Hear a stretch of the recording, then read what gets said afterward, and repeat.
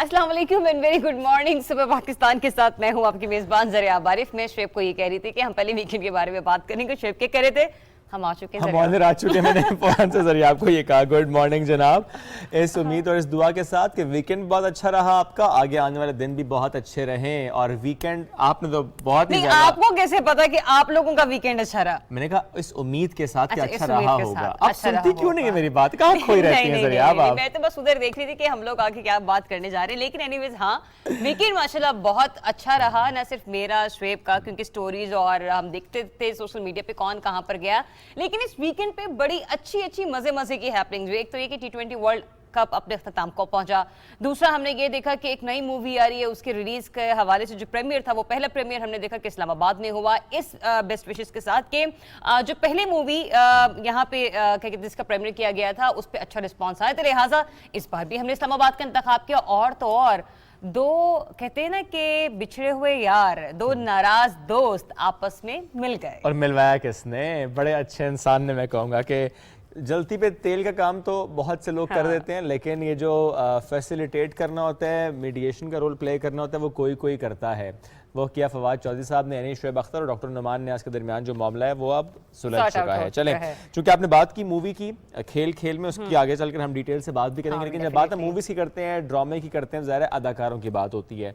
बहुत से ऐसे अदाकार जो इतना ज़बरदस्त काम करते हैं कि उनके जाने के बाद भी उन्हें याद रखा जाता है। ये बात मैं इसलिए कर रहा हूँ चूँकि एक आर्टिस्ट हमसे इस वीकेंड पर बिछड़ा है, तो आज प्रोग्राम के आगाज़ में ज़रा उनकी बात करते हैं। मारूफ अदाकार सुहेल असगर साहब, तवील अरसा वो अलील रहे, उसके बाद वो इंतकाल कर गए। कराची के अस्पताल में ज़ेर इलाज थे, तबीयत ज़्यादा उनकी नासाज थी और ना अपने खाले के हकीकी से वो जा मिले। तो उनके लिए दुआ, उनके फैमिली के लिए हम ज़रूर कहेंगे कि अल्लाह उन्हें सब्र जमील अता फरमाए। बिल्कुल। और ऐसे में पाकिस्तान शोबिस इंडस्ट्री के मारूफ अदाकार सुहेल असगर साहब जो हैं वो 1.5 साल से पेट की बीमारी में मुब्तला थे। ये डॉक्टर्स उनके बताते हैं, उनके अहले खाना का ऐसा बताना है कि तबीयत जब ज़्यादा नासाज हुई तो उन्हें 1 हफ्ते के लिए कराची के हॉस्पिटल में मूव कर दिया गया, शिफ्ट कर दिया गया, ताकि वहाँ पर उनका इलाज हो सके। जिसके बाद सुहेल असगर का पाकिस्तान के सफ़े अव्वल के बेहतरीन अदाकारों में शुमार होता था, ये तो हम सभी जानते हैं। लेकिन उनकी शानदार कारकर्दगी की बदौलत उन्हें मुतादिद अवार्ड से भी नवाजा जा चुका है। उन्होंने 1978 में रेडियो से अपने करियर का आगाज़ लिया, स्टार्टिंग वहाँ से की। फिर उन्होंने देखा कि पाकिस्तान टेलीविज़न के मशहूर तरीन ड्रामा अपनी अदाकारी के जौहर दिखाए, और साथ ही साथ उन्होंने चांद ग्रहण, लाग, प्यास और काजल घर जैसे कि जो जितने भी ड्रामे हैं इनमें अदाकारी के अपनी जौहर दिखाए, और इन्हीं ड्रामों से उन्होंने खासी शोहरत भी समेटी। एग्जैक्टली 1954 लाहौर में पैदा हुए थे सुहेल असगर साहब, और 13 नवंबर 2021 को अपने परस्तारों को सोगवार छोड़कर खाले के हकीकी से जा मिले।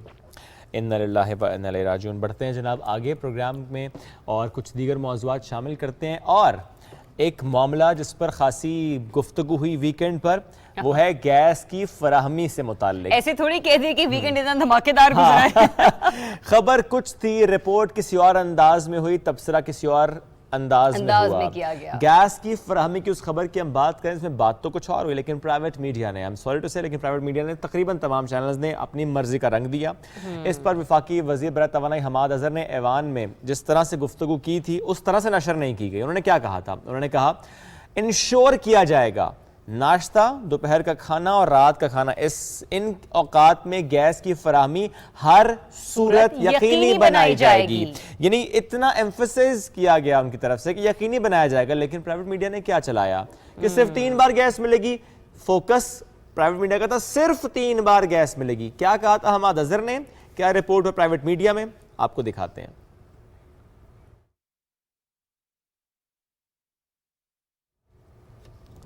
प्लीज वो क्लिप दिखाइएगा हमाद अजहर साहब का। आई गेस वो क्लिप अभी रेडी नहीं। चलें आपको ये बताएं कि हमाद अजहर साहब ने ऐवान में जिस तरह से कहा था कि कोशिश नहीं, इंश्योर किया जाएगा कि सुबह दोपहर रात गैस मिले, प्राइवेट मीडिया ने कुछ और चलाया। देखिए, हर रोज जो है वो दिन में 3 दफा जो है वो गैस जो है उसकी सप्लाई को यकीनी बनाया जाएगा। होशियार, खबरदार, गैस मिलेगी दिन में सिर्फ 3 बार। सर्दी आएगी तो गैस बहुत कम आएगी। नाश्ता दोपहर और रात को खाने के औकात में चंद घंटे दस्तयाब होगी। हमाद अजहर ने कौम को बता दिया। एक बार गैस सुबह दोपहर शाम, हुकूमत गैस फराहमी का परहेजी नुस्खा सामने ले आई। हुकूमत ने ऐलान किया है कि घरेलू सार्फिन को दिन में सिर्फ 3 वक्त खाना पकाने के लिए ही गैस मुहैया की जाएगी। हर रोज जो है वो दिन में 3 दफा जो है वो गैस जो है उसकी सप्लाई को यकीनी बनाया जाएगा। जी, तो ये आपने सुना कि हर रोज दिन में 3 दफा गैस की सप्लाई को यकीनी बनाया जाएगा। ये नहीं कहा कि दिन में सिर्फ आपको 3 वक्त गैस मिलेगी, सुबह दोपहर शाम। ये कोई दवाई नहीं है जिसको वाकई एक निजी टीवी चैनल की तरफ से कहा गया कि परहेजी नुस्खा दिया गया है। तो मतलब ये कि हम पहले भी बात कर चुके हैं कि जिस वक्त आप लोग कंटेंट पर काम कर रहे हो तो माशाल्लाह ये टॉप 10 मीडिया चैनल्स में इनका शुमार होता है। लेकिन अगर आप इस किस्म की खबर को रिपोर्ट करेंगे तो आवाम के दिल की भड़ास, उसके दिल का गुबार आंसुओं के जरिए ही निकलेगा। कल भी मुझे रात को 9 बजे का बुलेटिन देखने का इत्तेफाक हुआ कुछ टीवी चैनल्स पर, क्योंकि डेफिनेटली आके आपने शो करना होता है और आपने देखना होता है कि क्या लेटेस्ट आपकी डेवलपमेंट चल रही है।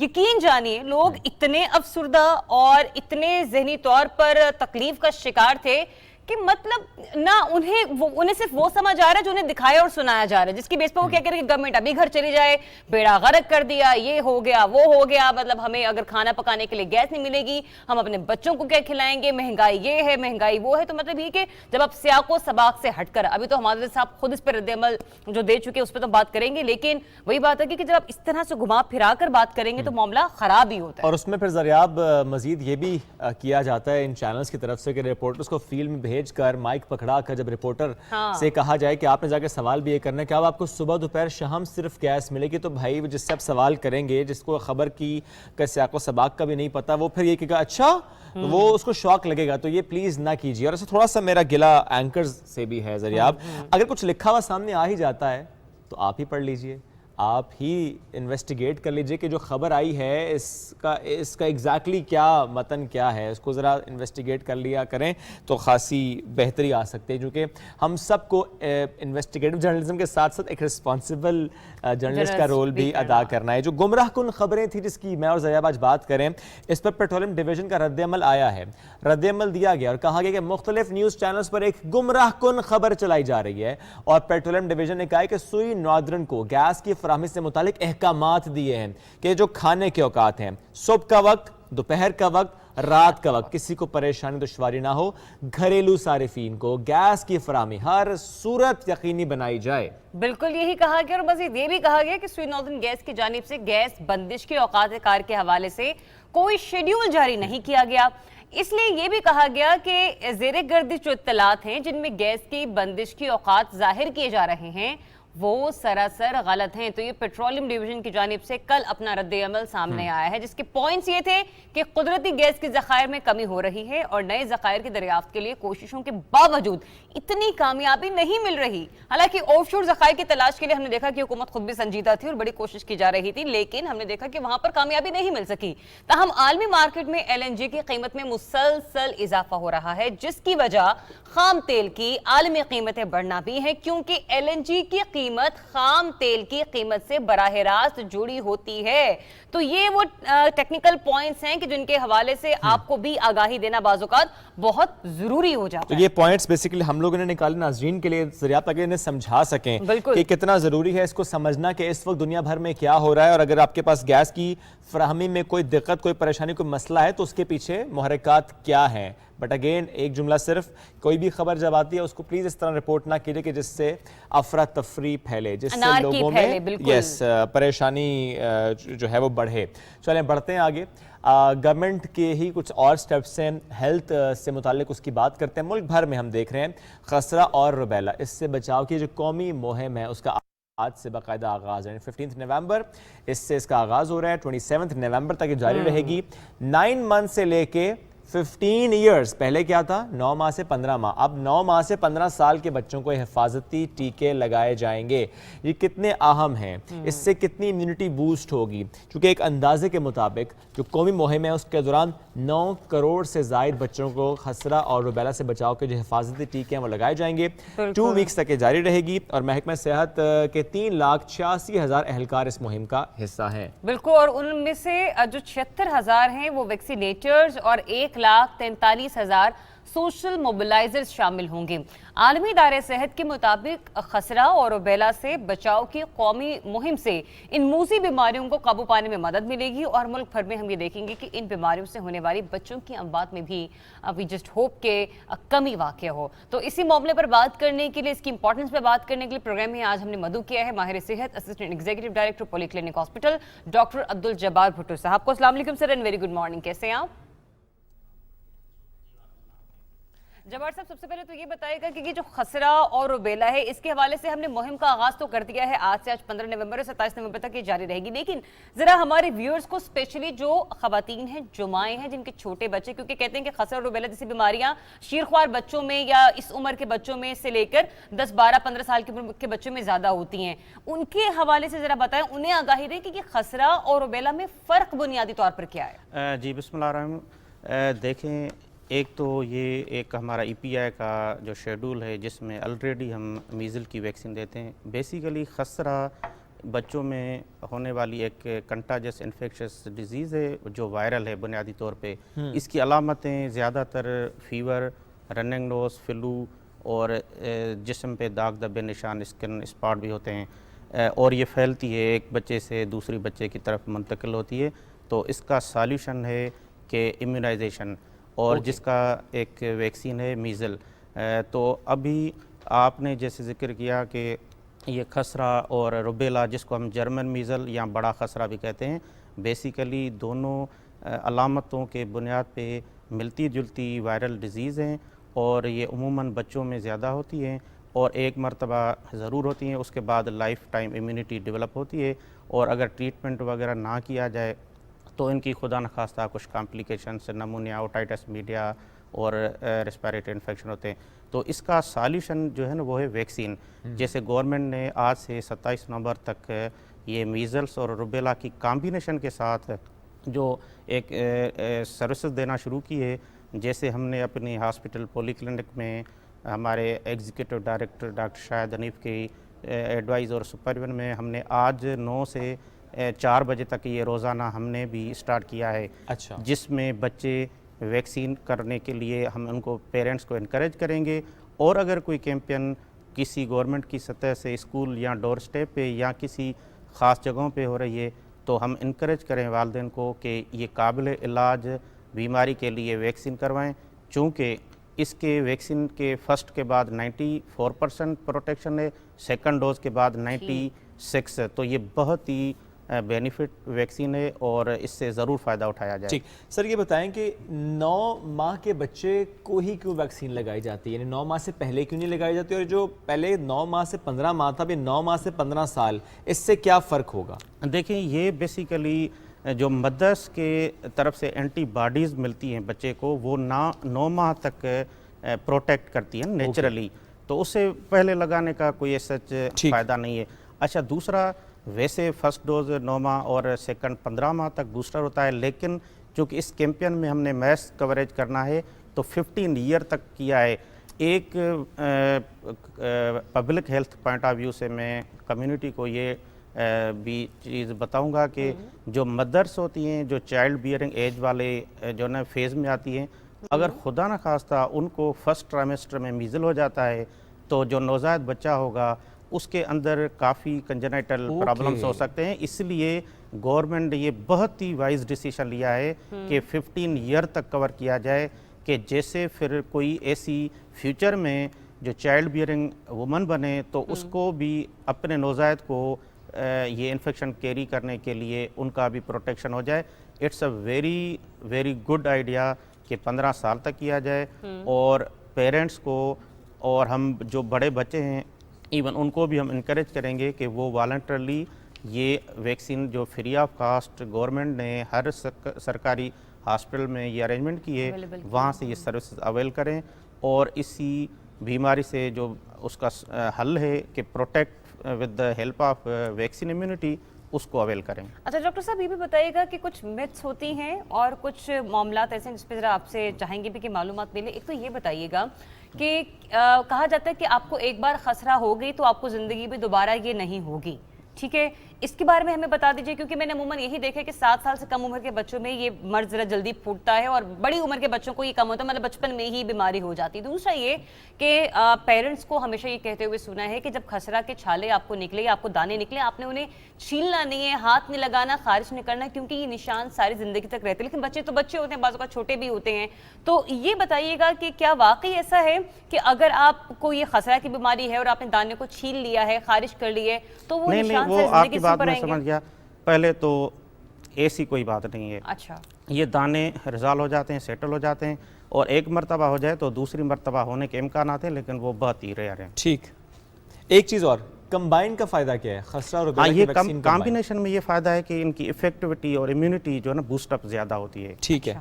और एक सिर्फ जुमला और, पहले अगर वैक्सीन लग गई है बच्चों को, दोबारा लगवाई जाए फिर भी? डेफिनेटली जो लगा चुके हैं ये बूस्टर है और उनको जो ना ये देने से फ़ायदा होगा। ठीक, थैंक यू वेरी मच ठीक सर, है। साथ मौजूद थे आप और इससे मुतालिक हमसे गुफ्तगू कर रहे थे। तो वो तमाम वालिदैन जिनके घर में 9 माह से लेके 15 साल तक के बच्चे हैं, वो अपने करीबी हॉस्पिटल जहां पर ये वैक्सीन अवेलेबल है ज़रूर लेकर जाएं। इसी हफ्ते यानी 2 हफ्तों में जाके ये वैक्सीन ज़रूर लगवाएं। बिल्कुल ऐसा ही है। और आगे बढ़ते हैं, अब जरा बात कर लेते हैं, चूंकि विकेम की बात कर रहे थे, T20 वर्ल्ड कप का मार्का, इसके बारे में बात करते हैं कि ऑस्ट्रेलिया ने ये मार्का गुज़िश्ता शब अपने नाम किया और न्यूजीलैंड को 8 विकेटों से शिकस्त देकर कैंगरूज पहली बार T20 वर्ल्ड कप ट्रॉफी अपने नाम करने में कामयाब रही। तो ऑस्ट्रेलिया ने 173 रन का टारगेट दिया था 19th ओवर में और 2 विकेटों के नुकसान पर उन्होंने ये टारगेट अपना पूरा किया। लिहाजा मिचेल मार्शल ने 77 रन और डेविड वार्नर ने 53 रन की शानदार इनिंग्स खेलकर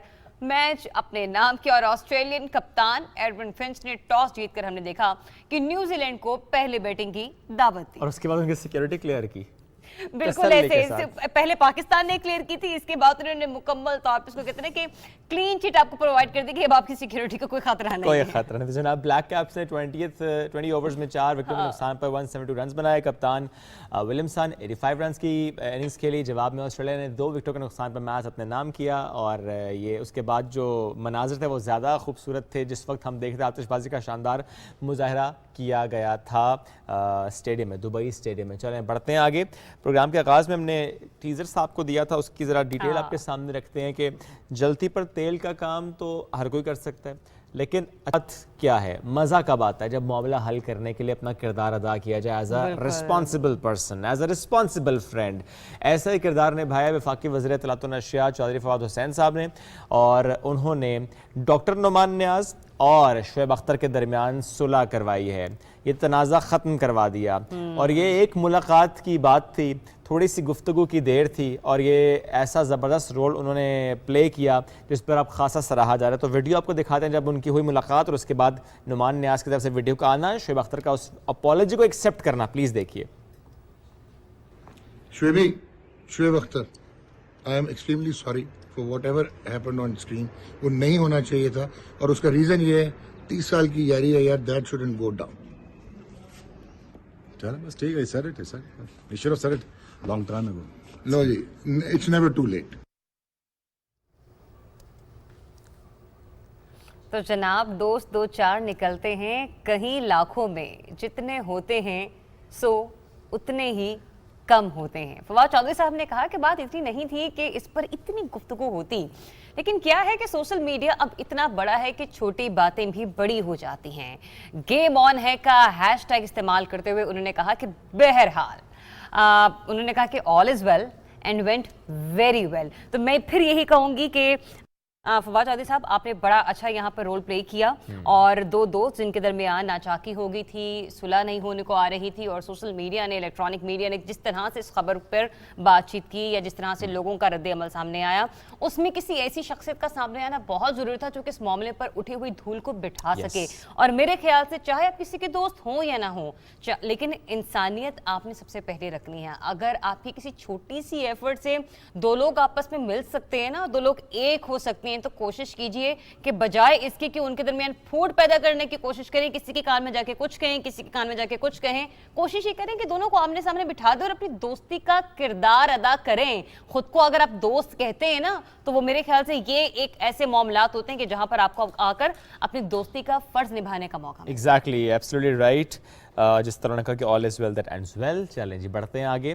पाकिस्तान की कौमी क्रिकेट टीम अब बांग्लादेश पहुंच गई है। अब पाकिस्तानी शाहीन बंगाल टाइगर्स के खिलाफ T20 और टेस्ट सीरीज खेलने के लिए ढाका में मौजूद हैं। कौमी टीम आज नेट सेशंस का आगाज़ करेगी। यानी एक तरफ हम देखें T20 वर्ल्ड कप के बाद, यानी इतनी अच्छी परफॉर्मेंस के बाद भले फाइनल में नहीं पहुंचे, कोई बात नहीं, इंडिया कटा पहुंच गया है। दिलों के फाइनल तक पहुंच चुके हैं, वहां तक रसाई हासिल कर ली शेब, हमने देखा। बेशक बेशक, और इसमें एब्सोल्युटली राइट जरिए आप हमारे ऐसे ऐसे प्लेयर्स जिनके हवाले से इतने मज़े की स्टोरीज आती रही कि उनके हवाले से कहना चाहिए कि द मैन ऑफ रेजिलियंस, अगर हम रिजवान की बात करें, और उनकी तो इतनी मज़े की स्टोरीज सामने आ रही थी, रिजवान एंड हिज पिलो, कि बड़े ज़बरदस्त उनके वो अंदाज हैं कि पिलो के साथ जाते हैं जहाँ जाते हैं। एनीवेज वो बीमार थे उसके बाद से जिस तरह खबरें, बट फिर भी वो खेले। तो हमारे ये प्लेयर्स हैं जो कि वाकई ऐसी एग्जाम्पल सेट करते हैं। क्या अब हम बांग्लादेश में कोई एग्जाम्पल सेट करने जा रहे हैं? इंशाल्लाह इसी पर बात करते हैं। क्रिकेट एक्सपर्ट हमारे साथ मौजूद हैं मिर्जा इकबाल बेग साहब। अस्सलाम वालेकुम एंड वेरी गुड मॉर्निंग, कैसे हैं आप? बेग साहब आवाज आ रही है आपको? आप सुन पा रहे हैं मुझे? प्रोड्यूसर साहब जरा चेक कीजिएगा। मिर्जा इकबाल बेग साहब से हम बात करना चाह रहे हैं ताकि उनसे जान सकें कि हम बांग्लादेश के दौरे पर है अब हमारी टीम, और बड़ी ज़बरदस्त परफॉर्मेंस दिखाई उसने दुबई में, तो कैसा रहेगा पाकिस्तान और बांग्लादेश के दरमियान होने वाला ये टाकरा। और डेफिनेटली हम लोग अगर बांग्लादेश और पाकिस्तान के हवाले से बात करें तो कहा जाता है कि पाकिस्तान को एहसाबी तौर पर, नफसियाती तौर पर, मतलब यानी कि खेल के हवाले से बांग्लादेश पर हमेशा बरतरी हासिल रही है।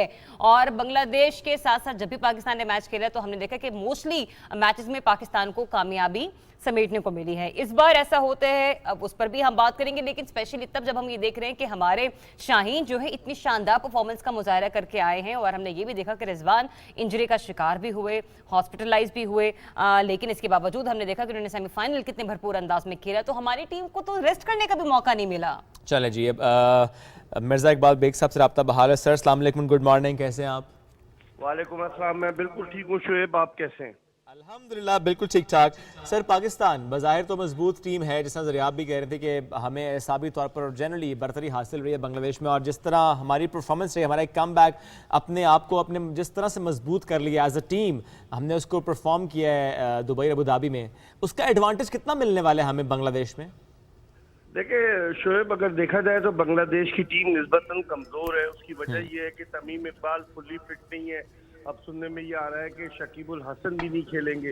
हालांकि इससे पहले वर्ल्ड कप T20 से पहले बांग्लादेश ने अपनी सरजमीन पर ऑस्ट्रेलिया और न्यूजीलैंड की टीमों के दरमियान जो के खिलाफ जो T20 सीरीज खेली थी, दोनों T20 सीरीज बांग्लादेश जीता था। लेकिन फिर उसके बाद वर्ल्ड कप में उसकी कारकर्दगी सबके सामने रही। क्वालिफाइंग राउंड में उसे स्कॉटलैंड ने हरा दिया था।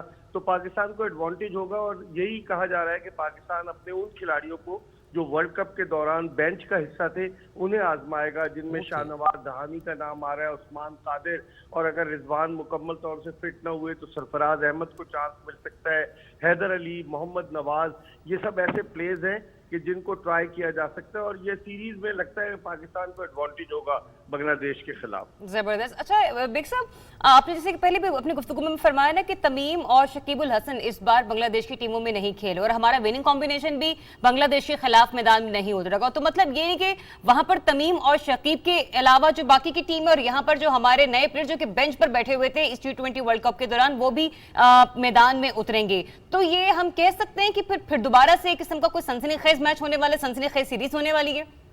लेकिन कहा नहीं जा सकता कि सनसनीखेज सीरीज, लेकिन बांग्लादेश की टीम अपने होम ग्राउंड पर, वो जो कहते हैं ना बंगाली टाइगर्स, तो वो अपने ग्राउंड पे वाकई में टाइगर साबित होते हैं। जो भी टीम आती है दुनिया की अपनी होम कंडीशंस का, होम ग्राउंड का भरपूर फायदा उठाते हैं। तो मुझे लग रहा है वो टफ टाइम देंगे वर्ल्ड कप के मुकाबले में। अब देखें वर्ल्ड कप में उनका कप्तान महमूदुल्लाह भी इतना नहीं चला, और वो जो एक साबित कप्तान है मुशफिकुर रहीम, उसने भी अच्छा परफॉर्म नहीं किया। मोहम्मद नईम एक ओपनर आए, उन्होंने अच्छा परफॉर्म किया, और उनकी बॉलिंग भी मुस्तफिजुर रहमान हुए, तस्कीन अहमद, इतने चले नहीं। तो अब देखते हैं कि बांग्लादेश अपनी किस टीम को उतारता है। डेफिनेटली वर्ल्ड कप में जिस टीम ने हिस्सा लिया था बांग्लादेश की, उसमें तब्दीलियां होंगी, और तवक्को ये की जा रही है कि बांग्लादेश एक मजबूत आउटफिट उतारेगा, लेकिन पाकिस्तान को एडवांटेज रहेगा बांग्लादेश के खिलाफ। ठीक, थैंक यू बेग साहब, थैंक यू वेरी मच, आपने तज्जिया दिया। और लेट्स सी मैचेस कैसे होते हैं, ये सीरीज़ कैसी होती है।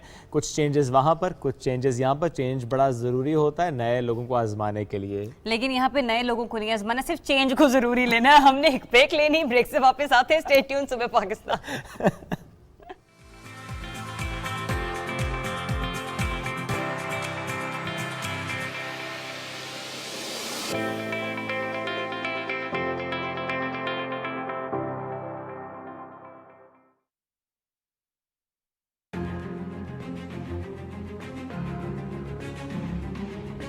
The Prophet lives in our hearts. When he's ridiculed, when he's insulted, it hurts. As we humans know, the pain of the heart is far, far, far more hurtful than physical pain. जब तक मुसलमान दुनिया मिलके इसका pressure नहीं डालेगी मगरिब मुबालिक के ऊपर, ये मुश्किल रहेगा हमारे लिए कि वो इसके पीछे छुप जाते हैं कि जी आज़ादी राय है। It is a failure of the OIC that we have not been able to explain to the Western countries that the love and affection that we feel for our holy prophet. मुझे फख्र है इसका कि पाकिस्तान सबसे ज़्यादा उसने इस चीज़ को उठाया। I call on the Secretary General to convene a global dialogue on countering the rise of Islamophobia. कि मेरा जो नौजवान है पाकिस्तान का, मैं सिर्फ ये चाहता हूँ उनका नंबर 1 रोल मॉडल मेरे नबी सल्लल्लाहु अलैहि वसल्लम बन जाए।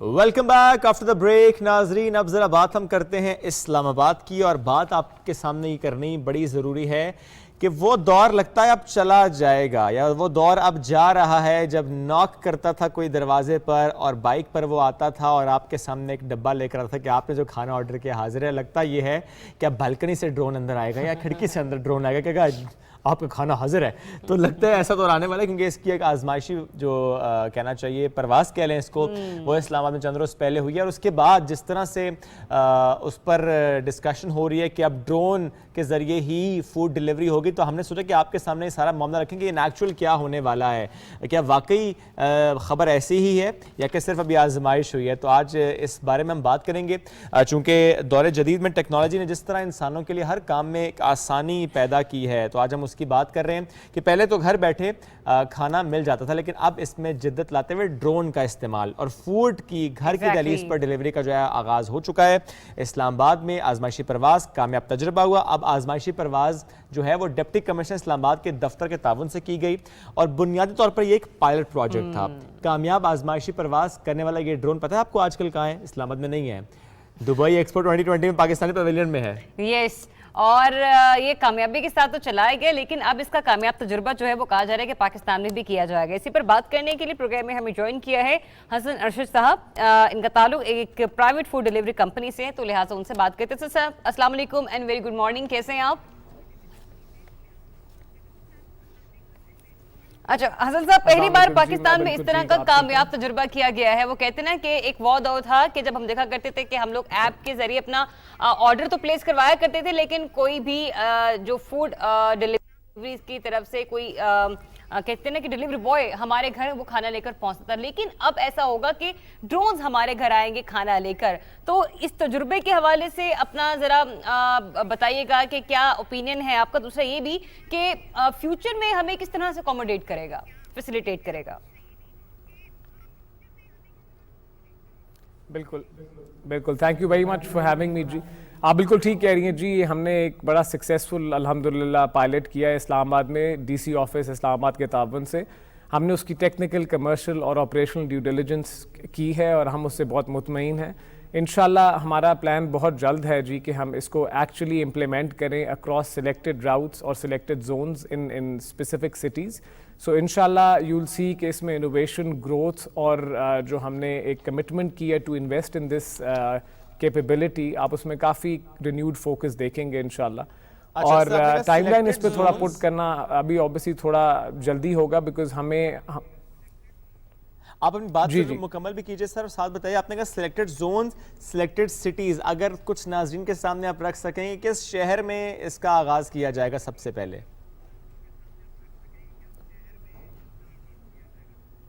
बिल्कुल, इसमें जी हमारी प्रायोरिटी ऑब्वियसली अभी होगी कि हम अर्बन और पेरी अर्बन एरियाज़ में हम फोकस करें। कराची, लाहौर, इस्लामाबाद ऑब्वियसली हमारे लिए इंपॉर्टेंट मार्केट्स हैं, वहाँ पे भी हम फोकस करेंगे।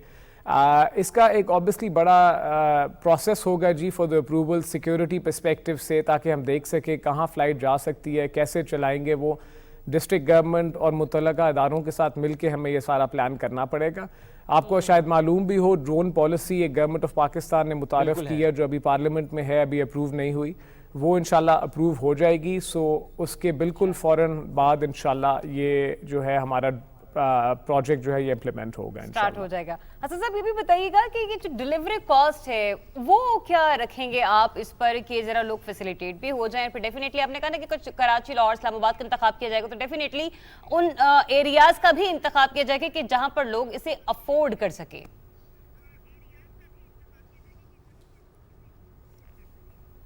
जी देखिए, अफोर्डेबिलिटी आपका बड़ा अच्छा सवाल है, वो एक डिफरेंट एंगल है, मगर टू बी ऑनेस्ट हमारे पर्सपेक्टिव से commercially it's a very viable project. So इसकी अफोर्डेबिलिटी कंसिडरेशंस इतनी कोई सिग्निफिकेंट नहीं है कि करंट मॉडल बहुत मैसिवली चेंज हो। जैसे हमने पहले भी बताया था कि ड्रोन लास्ट माइल और फर्स्ट माइल जो है वो हम राइडर्स के थ्रू ही करेंगे। Drone basically point to point उड़ेगा रेलेवेंट ऑर्डर्स लेके to increase efficiency, enhance our scale और अपनी कवरेज बढ़ाने के लिए। और इसमें जैसे आप लोगों को शायद मालूम भी हो, food panda has gone into different verticals.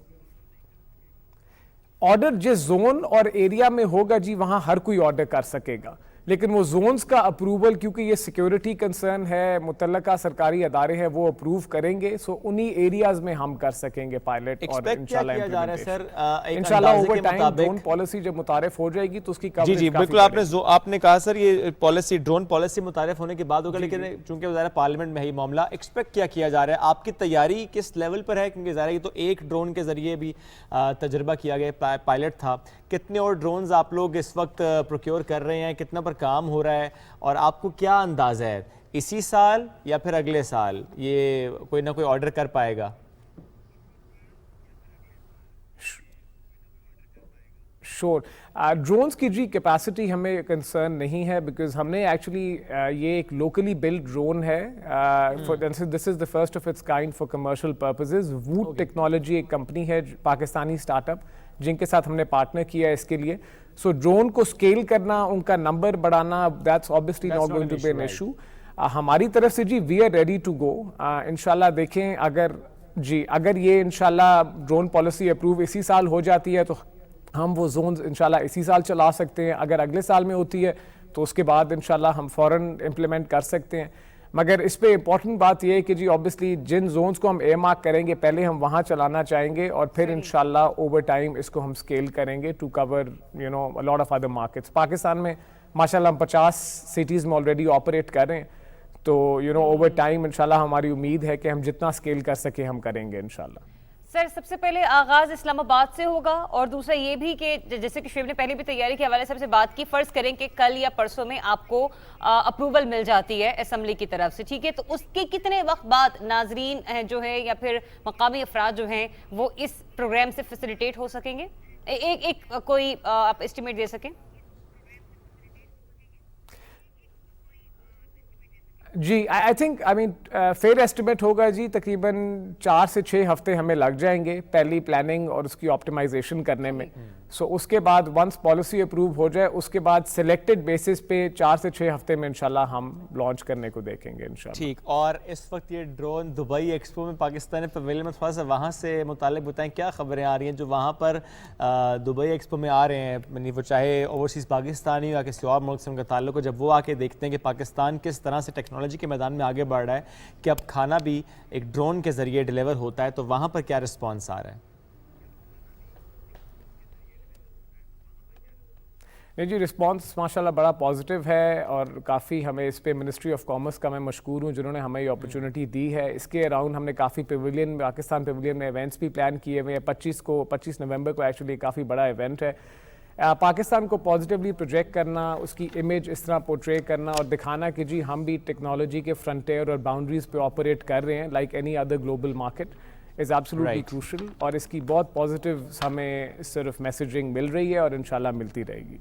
Great, thank you so much sir, thank you very much. अगर वो ड्रोन यहाँ पर होता तो हमारी ख्वाहिश ड्रोन यूँ आता यहाँ पे कुछ लेकर ना, चाय शाय कुछ लेके आता कुछ, हाँ चाय गिरा देता है ना। नहीं क्यों हम कैच करते हैं, वो कौन सी चाय ओपन किसी मग में थी चलिए, वैसे एक फैंटेसी है या यूं कह ले कि अभी तो तखय्युलाती एक वो है कि हमसे सोच रहे हैं कि किस तरह से होगा और किस तरह से खाना आया करेगा। वी होप कि हम इस मामले को थोड़ा सा एक्सपीरियंस करके देखें। आगे बढ़ते हैं शेब पर, बात करते हैं पंजाब यूनिवर्सिटी के हवाले से कि जिसके centre for integrated mountain research की निगरानी में मुल्क की तारीख में पहली बार स्मोक से निपटने का मसनूई बारिश का तजुर्बा किया जाएगा। मतलब यानी कि कहा यह जा रहा है कि रिसर्च के मुताबिक कि डायरेक्टर प्रोफेसर मुनव्वर साबिर साहब ये बताते हैं कि इस टीम की वो सरबराही कर रहे हैं, लिहाजा जो इब्तदाई तौर पर कहा जा रहा है कि पहाड़ी इलाके हैं खानसपुर के, खानसपुर के जो पहाड़ी इलाके हैं वहां पर इसी हफ्ते के दौरान ये मसनूई बारिश का जो एक्सपीरियंस है वो किया जाएगा और देखा जाएगा। पंजाब यूनिवर्सिटी की जो टीम है वो तकरीबन 1 मुरब्बा किलोमीटर का जो इलाका है वहां पर इस टेक्नोलॉजी का मुजाहरा करने की तैयारी कर रही है। 19 नवंबर के बाद लाहौर में मसनूई बारिश का तजुर्बा करने का इरादा भी है इनका। इस तहकीक का मकसद क्या है कि स्मोक पर काबू पाया जाए। लाहौर का एक बड़ा माहौलियाती ख़तरा ये साबित हो रहा है कि आए रोज़ हम ये खबरें सुनते हैं कि आज फिर लाहौर ऑन द टॉप है माहौलियाती आलूदगी को लेते हुए, ये एयर क्वालिटी इंडेक्स की रेटिंग को देखते हुए। तो आज हम सोच रहे थे कि इस पर सबसे पहले बात करें कि ये सबसे पहले से मुराद मेरी है कि आगे और खबरें भी थी लेकिन हमारी कोशिश थी कि इस पर भी बात की जाए। तो आगे बढ़े एक और क्योंकि इसलिए भी बात करना जरूरी थी कि लाहौर में ये स्मोक जो है इससे बहुत सारे वबाई अमराज फूट रहे हैं और घर पर भी मेरी अमूमन जब बात होती है या फैमिली मेंबर में किसी से, तो जब वो उनसे बात होती है ना कि इस्लामाबाद का तो मौसम बड़ा अच्छा है, बड़ा प्लेजेंट वेदर है और ठंड भी बिल्कुल ठीक है, कुछ ऐसे मतलब यानी कि बीमारी वगैरह वाले अमराज नहीं है, तो पता ये चलता है कि पंजाब की तरफ मैदानी इलाका है लाहौर, बिलखुसूस हम ये देखते हैं कि वहां पर स्मोक बहुत ज्यादा है। तो हो सकता है कि इंशाल्लाह अगर खानसपुर में ये तजुर्बा कामयाब ठहरता है तो हम ये देखेंगे कि बाकी इलाकों में भी इसका जो है वो हम तजुर्बा होते हुए देखेंगे। आगे बढ़ते हैं, जैसे कि आपने आपने कहा कि एक अच्छी खबर है स्पेशली छोटे बच्चों के लिए, और वह खबर यह है कि एक चिड़ियाघर में बंगाल टाइगर्स के यहाँ 4 बच्चों की पैदाइश हुई है। जी हाँ, नन्हे मुन्ने छोटे ये बच्चे, देखिए जरा, आपको हम लोग विजुअल्स भी दिखा रहे हैं कितने क्यूट से लग रहे हैं। और कहा यह गया है कि इनकी सेहत बिल्कुल ठीक है। ये 4 बच्चे बड़े प्यारे लग रहे हैं। बंगाल टाइगर्स, बंगाल के 4 बच्चों की आमद एक खुशगवार वाकया है। खुशगवार वाकये से हवाले से कहा जा रहा है कि कहा जा रहा था, खतरा था पिछले गुज़िश्ता 2-4 सालों से कि इनकी नस्ल कम हो रही है और नस्ल कुशी की जा रही है। मतलब ये कि जो इनकी खाल है वो बड़ी एक्सपेंसिव होती है और बहुत अच्छी होती है, इसलिए लोग इसका शिकार करने पर जरा ज्यादा फोकस रखते हैं। लेकिन माशाल्लाह अभी 4 बच्चों की पैदाइश जहां पर हुई है वहीं पर हम ये देखेंगे कि मैक्सिको जू जो है वो इनकी अफजाइश और पैदाइश के हवाले से ज्यादा मुतहर्रिक भी हो जाएगा। वैसे भी ज़ाहिर एंडेंजर्ड स्पीशी है ये और कैप्टिविटी में इस तरह अफजाइश नहीं देखने में आती। दैट इज़ द रीज़न कि खबर हम आपके सामने लेकर आएगी, कैप्टिविटी में इस तरह बंगाल टाइगर्स के यहाँ बच्चों की पैदाइश। तो बड़ी अच्छी खबर थी। आगे बढ़ते हैं और इंस्टाग्राम से मुतालिक बात करते हैं। एक नया तारिफ कराया जा रहा है और वह फीचर कुछ इस तरह से है कि वो आप खुद उसको सेट इस तरीके से कर पाएंगे कि क्या मुझे एक ब्रेक लेनी चाहिए, कहीं मैंने अपना बहुत सा वक्त इंस्टाग्राम पर ज़ाया तो नहीं कर दिया। इंस्टाग्राम की तरफ से बाकायदा ये बताया गया है, जो उनके सरबराह हैं वो कह रहे हैं कि प्लेटफॉर्म जो है तवील इंतज़ार के बाद टेक अ ब्रेक फीचर मुतारिफ करा रहा है। फ़िलहाल ये सबके लिए नहीं है, कुछ लोगों को, तकरीबन 1% ऑफ द पॉपुलेशन इसके लिए इसको मुतारिफ कराया गया है। आप सेट कर सकते हैं 10 minutes, 20 minutes, 15 minutes, whatever you want to select, कि इसकी ब्रेक आपको चाहिए कि ये ना हो कि आप पूरा दिन फिर इंस्टाग्राम पे बैठे ही रहें और उसके बाद एंड पे लिखा यू आर ऑल डन। आपने पूरा इंस्टाग्राम खंगाल छोड़ा है, आपने बहुत वक्त ज़ाया कर लिया है। तो इंस्टाग्राम खुद ये चाहता है कि आप वक्त अपना ज़ाया ना करें। इसके लिए फीचर जो है इसका एक तजुर्बा किया जा रहा है। अगर उस पर रिस्पॉन्स अच्छा आएगा, लोगों ने इसको सराहा, तो इसको सबके लिए ओपन कर दिया जाएगा। एक और खबर है जिस पे सिर्फ देखते साथ ही मेरे चेहरे से मुस्कुराहट खत्म होने का नाम ही नहीं ले रही, उस पे रिस्पांस क्या अच्छा आना है कि ये रिस्पांस पाकिस्तान में ऐसा कानून होना चाहिए, क्योंकि कहा यह गया है कि बरतानवी नशरियाती इदारे की जानिब से कि पुर्तगाली पार्लियामेंट की जानिब से एक अहम फैसला लिया गया और कहा गया कि काम के औकात के बाद मुलाजमीन को ना ईमेल की जाएगी ना टेक्स्ट मैसेज किया जाएगा। मतलब ये कि छुट्टी और छुट्टी, काम और जिंदगी में एक बैलेंस क्रिएट करने के लिए कहा जा रहा है कि जो आपकी एम्प्लॉयज हैं ऑफिस के या फिर आप जहां कहीं भी काम करते हैं, किसी स्टोर पर काम करते हैं, कोशिश ये की जाएगी कि दफ्तरी औकात के बाद ना तो आपको ईमेल करके तंग किया जाए ना ही आपको मैसेजेस किए जाए। लेकिन शुएब, क्या सुबह पाकिस्तान की टीम के साथ ऐसा पॉसिबल है? देखिए, ये डायनामिक्स मुख्तलिफ हैं, बिल्कुल मुख्तलिफ डायनामिक्स हैं। चूँकि हम तो ऑफिस के बाद भी आपस में डिस्कस ना करें टॉपिक्स को लेकर, गेस्ट को लेकर, तो शो इस तरह एग्जीक्यूट हो नहीं सकता। तो पाकिस्तान के डायनामिक्स मुख्तलिफ हैं। एट द सेम टाइम हमने कहा था कि वीकेंड पे हमें कोई ना छेड़े, हम लोग मोबाइल या तो फ्लाइट मोड पे लगा देंगे या फिर अपना वाईफाई जो है वो डिस्कनेक्ट कर देंगे, खबरदार जो किसी का मैसेज आए। लेकिन सुबह पाकिस्तान की टीम कहां टिक कर बैठने वाली है। वीकेंड के तीनों दिन हो, हम कहीं ना कहीं कोई ना कोई एक्टिविटी करते हुए नजर आए, क्योंकि पैनल इंगेज करना होता है, आपको गेस्ट एग्जीक्यूशन पर काम करना होता है। और फिर जैसे कि अगर हमने हफ्ते की इतनी क्रिस्पी और करारी स्टोरीज यहाँ पर प्लग करके आपके सामने रखी हैं पेश करने के लिए, तो मतलब ये कि पूरी टीम उसके पीछे कार फरमा थी। बट मैं फिर यही कहूंगा कि मैंने एंजॉय किया। नहीं, अच्छी बात है, एंजॉय करना चाहिए, सब एंजॉय करते हैं। एट द सेम टाइम ये जो बात है ना कि टेक्स्ट मैसेज ना करना, ईमेल ना करना, इसको इस तरह से ज़रूर इम्प्लीमेंट करना चाहिए कि किसी को डिस्टर्ब आप ना करें। आप ज़रूर उसको एक पर्सनल स्पेस दें, उसको ज़रूर रिलैक्स करें, क्योंकि जब आप एक एम्प्लॉय वीकेंड पर रिलैक्स होता है तो उसकी आउटपुट अच्छी होती है, उसकी प्रोडक्टिविटी अच्छी होती है। But at the same time उस एम्प्लॉय का क्या फ़र्ज़ है कि वो जो वक्त जिसमें उसने काम करे, 6 घंटे वो 8 घंटे, वो इतना ज़बरदस्त काम करे कि उसको कोई फिर उसके बाद तंग ना करे, वो अपना काम मुकम्मल करके जाए। एनीवेज, एक ब्रेक लेंगे, वापस आएंगे, साथ रहिए। अच्छा, ये वाली खबर भी इम्पोर्टेंट।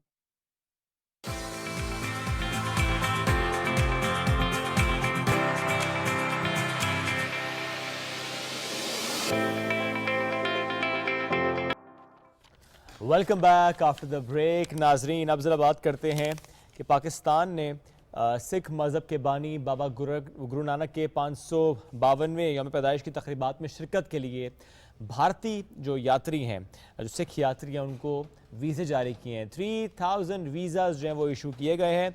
हर साल हम देखते हैं कि हज़ारों सिख यात्री बाबा गुरु नानक के यौम पैदाइश के जो तकरीबात हैं उसकी शिरकत के लिए पाकिस्तान आते हैं, करतारपुर राहदारी से भी आते हैं। इस साल तकरीबात का जो आगाज़ है वो 17 नवंबर से होना है। और नई दिल्ली में पाकिस्तानी हाई कमीशन ने 17 से 26 नवंबर 2021 तक पाकिस्तान में जो बाबा गुरु नानक के 552वें यौम पैदाइश की तकरीबात हैं उसकी शिरकत के लिए सिख यात्रियों को वीज़े इशू कर दिए हैं। और पाकिस्तान में अपने क़याम के दौरान जो सिख यात्री हैं मुख्तलिफ गुरुद्वारों को विज़िट करेंगे। जन्म स्थान गुरुद्वारा दरबार साहब जो हैं उनको विज़िट करेंगे। बिल्कुल ऐसे। और इसमें जो वीज़े हैं वो 3000 तादाद बताई जा रही है कि 3000 जो सिख यात्री हैं वो पाकिस्तान विजिट कर सकेंगे। और ये जो मामला था ये प्राइम मिनिस्टर पाकिस्तान वज़ीर आज़म इमरान खान साहब के दिल के भी बहुत करीब था, क्योंकि उन्होंने ये बात ही मुसलमानों पर रख के कही थी कि हम अगर अपनी किसी भी मुक़द्दस जगह पर ज़ियारत के लिए जाते हैं या हम उम्रा ज़ायरीन के तौर पर भी अपने बारे में सोचते हैं तो ये मामला हमारे दिल के बड़े करीब होता है। तो इसी तरह से हम इंसानियत के जो हुकूक हैं उनको सलब हरगिज़ नहीं करना चाहते। इस पर बात करने के लिए प्रोग्राम में आज हमें ज्वाइन कर रहे हैं रुकन पंजाब असेंबली महेंद्र पाल सिंह साहब। वेरी गुड मॉर्निंग सर, कैसे हैं आप? महेंद्र पाल सिंह साहब, सुन रहे हैं आप? अगर आप तक मेरी आवाज पहुंच रही हो। चलें जी, टीम दोबारा उनसे कांटेक्ट कर रही है और हम उनसे जानेंगे और बात करेंगे कि डेफिनेटली ये मामला उनके दिल के भी इंतहाई करीब होगा। और फिर जब वो ये देखेंगे कि उनके दोस्त होंगे, उनके अहबाब होंगे, या क्योंकि जब आप एक ही कम्युनिटी से ताल्लुक़ रखते हैं, एक ही मज़हब से ताल्लुक़ रखते हैं, तो आपस में मोहब्बत होती है, आपस में उनसियत होती है। और जब आप अब किसी दूसरे देश में बैठकर अपनों को वेलकम कर रहे होते हैं तो वो एक मिजाज, वो खुशगुफ्तगी ही एक अलग होती है, एक अलग ही माहौल होता है। तो जब हम यहाँ पर देखेंगे कि 3000 वीज़े जारी किए गए हैं और बहुत से अपनों से मुलाकात होगी, उनका मिजाज कैसा होगा, दूसरे के जब पाकिस्तान अक़लियतों को मसावी हुकूक देता है तो पाकिस्तान की परफॉर्मेंस आलमी सतह पर कहां पर रैंक कर रही है। और इसके साथ साथ जिस तरह पाकिस्तान का फोकस है रिलीजियस टूरिज्म में, तो ये भी एक इम्पैक्ट क्रिएट करेगा ये जो इवेंट है। हमें ज्वाइन किया है रुकन पंजाब असेंबली महेंद्र पाल सिंह साहब ने। गुड मॉर्निंग सर, कैसे हैं आप? महेंद्र पाल साहब, आपको आवाज आ रही है? गुड मॉर्निंग जी, मैं बिल्कुल ठीक ठाक हूँ। जबरदस्त, थोड़ी सी आवाज डिले है, ठीक है, लेकिन आवाज थोड़ी प्रोड्यूसर साहब बढ़ा दीजिए। ठीक है महेंद्र साहब, थोड़ा सा प्लीज शेयर कीजिएगा। एक तो ये कि 3000 वीजे तो इशू किए गए हैं, तो ज़रा एक बड़ी अच्छी खबर है। थोड़ा प्लान अगर आप शेयर कर सकें, जो सिख यात्री इंडिया से पाकिस्तान आएंगे, शेड्यूल क्या उनका होगा? 17 नवंबर से ज़ाहिर है तकरीबात का आगाज़ होना, शेड्यूल क्या होगा?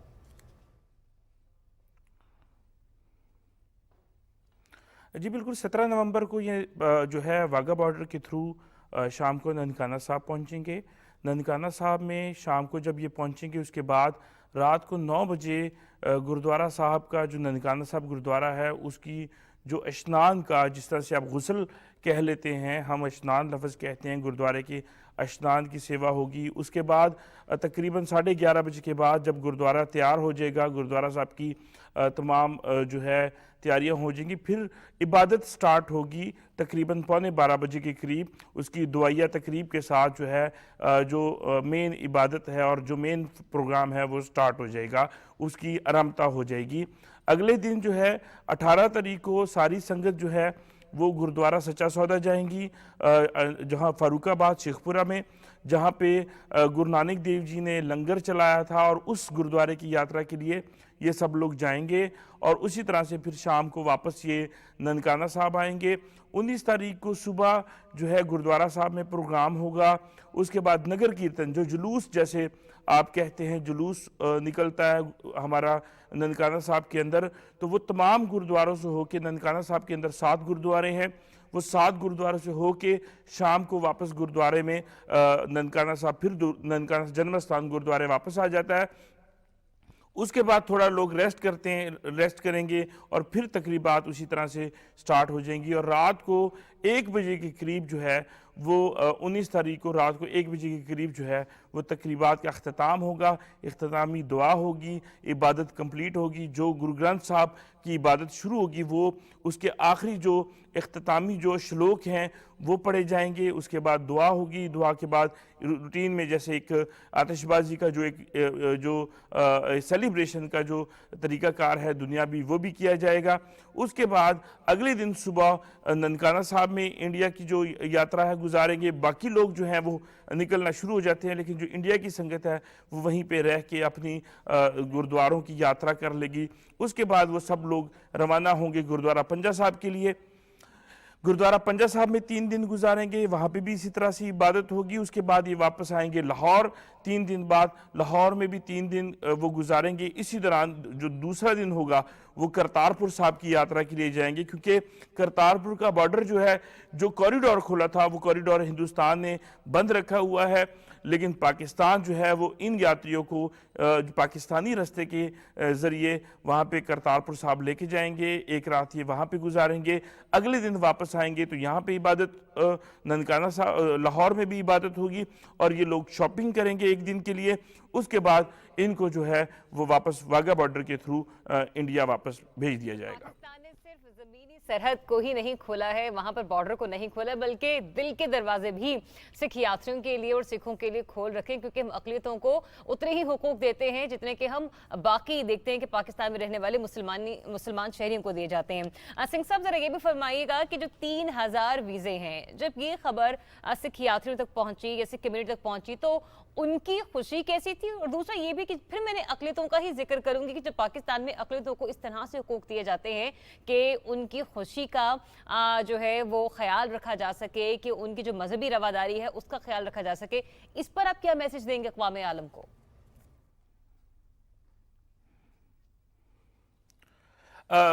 जी बिल्कुल, जो वीज़ों की खुशी है वो तो बेशक, जैसे हमेशा इमरान खान साहब अपनी स्पीच में फरमाते हैं, कहते हैं कि करतारपुर साहब और ननकाना साहब सिख यात्रियों के लिए ऐसे ही है जैसे मुसलमानों के लिए मक्का और मदीना है। और अगर आपको अचानक जो है मक्का और मदीना जाने की खुशखबरी मिल जाए, आपको पता चल जाए वीज़ा, तो आपके क्या तासुरात होंगे? तो वही तासुरात जो हैं सिख कम्युनिटी के मौजूद हैं और इन वीज़ों की वजह से। लेकिन ये तो अभी एडवांस में है कि लोग यहाँ पे आ रहे हैं और आएंगे और फिर वापस जाएंगे।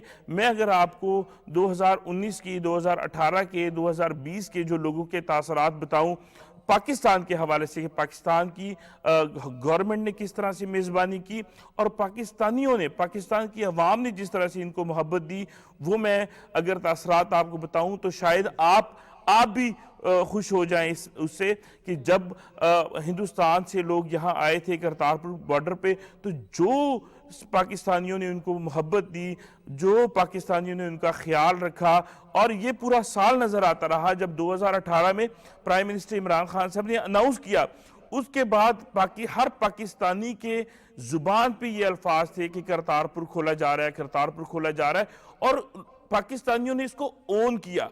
ये मोहब्बत की कि सिर्फ गवर्नमेंट की पॉलिसी नहीं थी, ये मोहब्बत पाकिस्तानियों ने भी थी। यही चीज साबित करती है कि पाकिस्तान जो है वो मोहब्बत और अमन वाला मुल्क है। पाकिस्तानियों के अंदर अमन और मोहब्बत पाई जाती है। जब यहां से लोग वापस जाने लगे तो आप यकीन कीजिए कि उनके आंखें जो हैं वो नम थी और वो खुशी के आंसू रो रहे थे कि जो मोहब्बत उनको पाकिस्तान में मिली शायद वो अपने मुल्क हिंदुस्तान में ना पा रहे हों, वो शायद दूसरे ममालिक से जो लोग आए हों उनको वो वहाँ पे अहमियत और मोहब्बत ना मिलती हो। पाकिस्तान के अंदर सिख रहते हैं, कोई ऐसी बात नहीं कोई इनके लिए कोई नई लोग आ गए हैं, लेकिन वो एक जो मोहब्बत सिखों के साथ यहाँ पे मुसलमानों को है, जो मोहब्बत ये एक बाहर से आए हुए मेहमानों की करते हैं, वो हमारी रवायात हैं पाकिस्तान की, वो पाकिस्तान के खून में, पाकिस्तान की मिट्टी में वो मोहब्बत शामिल है कि मेहमान की इज्जत करनी है। लेकिन जो सिख मेहमानों की इज्जत होती है, मैं समझता हूँ जो अकलीती मेहमानों की इज्जत होती है, वो शायद इतनी मोहब्बत किसी दुनिया के किसी मुल्क में भी ना मिलती हो।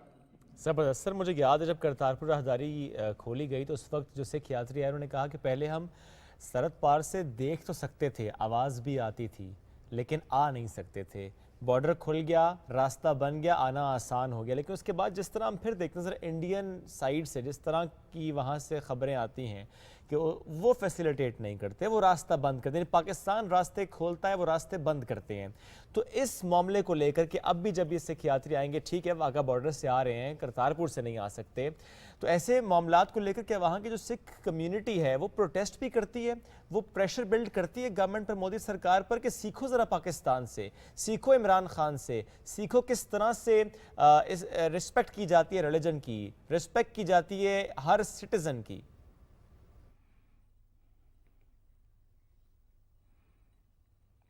जी बिल्कुल, देखें कल भी एक लेटर जो है वो सामने आया है कि श्रोमणी गुरुद्वारा प्रबंधक कमेटी जो कि हिंदुस्तान की कमेटी है और वो गुरुद्वारों की देखभाल करती है, उन्होंने मोदी को ये लेटर लिखा है कि करतारपुर कॉरिडोर का रास्ता जो है पाकिस्तान ने खोल रखा है, पाकिस्तान ने मेहनत की तो उसे खोलें।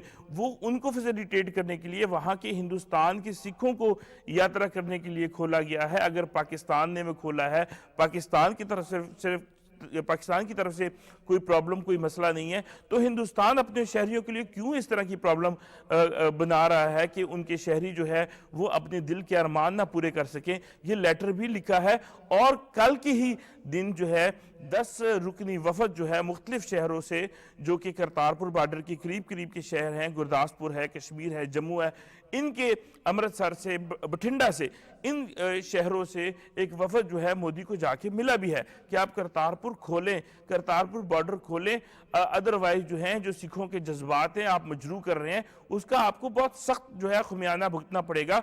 और मैं समझता हूं कि उनको बड़े स्ट्रेट फॉरवर्ड जो है मोदी को मैसेज सिख कम्युनिटी की तरफ से जा रहे हैं। और ये तो सिर्फ हिंदुस्तानियों के हैं कि जो हिंदुस्तान में रहते हैं उनको पता है कि वो मोदी के अंडर हैं, वो हिंदुत्व के अंडर हैं, उनको नुकसान भी हो सकता है। लेकिन वो लोग जो अमेरिका में बैठे हैं, जो ऑस्ट्रेलिया में, जो यूरोप में हमारी सिख बरादरी बैठी है, वो तो इंतहाई सख्त तरीन तरीके से एहतजाज कर रही हैं क्योंकि उनके रिश्तेदार वहां से नहीं जा पा रहे और उनकी जो दिली जो मैं समझता हूं कि जो उनकी फीलिंग्स है वो बहुत ज़्यादा सख्त तरीके से मजरू हो रही है। तो उसके ऊपर हमारी सिख कम्युनिटी बहुत अच्छे तरीके से एक्शन ले रही है और इंशाल्लाह ये बॉर्डर जो है बहुत जल्द खुलेगा, अदरवाइज मोदी को इसका खुमियाना भुगतना पड़ेगा। बिल्कुल, अब प्रेशर बिल्ड होता चला जा रहा है मोदी सरकार पर कि रास्ते खोले। एग्जाम्पल जो पाकिस्तान ने सेट की उससे कुछ सीखे और इसमें सिख कम्युनिटी हम देख रहे हैं कि स्पेशली इन इंडिया बहुत ज़्यादा प्रेशर बिल्ड कर रही है मोदी सरकार पर। Thank you very much sir, साथ मौजूद थे आप और इससे मुतालिक हमसे गुफ्तगू कर थे। और एक दफ़ा फिर हम कहते हैं कि हम वेलकम करते हैं पाकिस्तान आने वाले सिख यात्रियों को। 17 नवंबर को जो सिर्फ इंडिया से नहीं पूरी दुनिया से सिख यात्री यहाँ का ज़रा विज़िट करेंगे और हम उन्हें वेलकम करते हैं। बढ़ते हैं जनाब आगे। और वीकेंड की ज़रा बात करते हैं कि यूँ तो मुख्तलिफ शहरों में इवेंट्स हो रहे हैं with respect to cinema. Corona जा रहा है, सिनेमा आबाद हो रहे हैं एक बार फिर से। ऐसे में जो कोविड टाइम्स में हमने देखा कि काम रुका, अब दोबारा से काम जो है वो स्टार्ट हो गया है। मूवीज़, ड्रामाज जिस तरह से बन रहे, तो एक ऐसी मूवी जो कि तैयार है जनाब सिनेमा के लिए, दैट इज़ खेल खेल में। यूँ तो मुख्तलिफ शहरों में प्रीमियर्स उसके हो रहे हैं। जो इस्लामाबाद में उसका प्रीमियर हुआ, उसका रेड कार्पेट होस्ट किया ज़रियाब ने। टीम सुबह पाकिस्तान वहाँ पर मौजूद थी और जो कास्ट थी, जो प्रोडक्शन टीम थी, उनसे गुफ्तगू हुई, उनसे मुलाकात हुई। मूवी भी देखी ज़रियाब ने। मैं ज़रा इनसे पूछता, मूवी कैसी थी? आप देखी कि रेड कार्पेट कैसा था?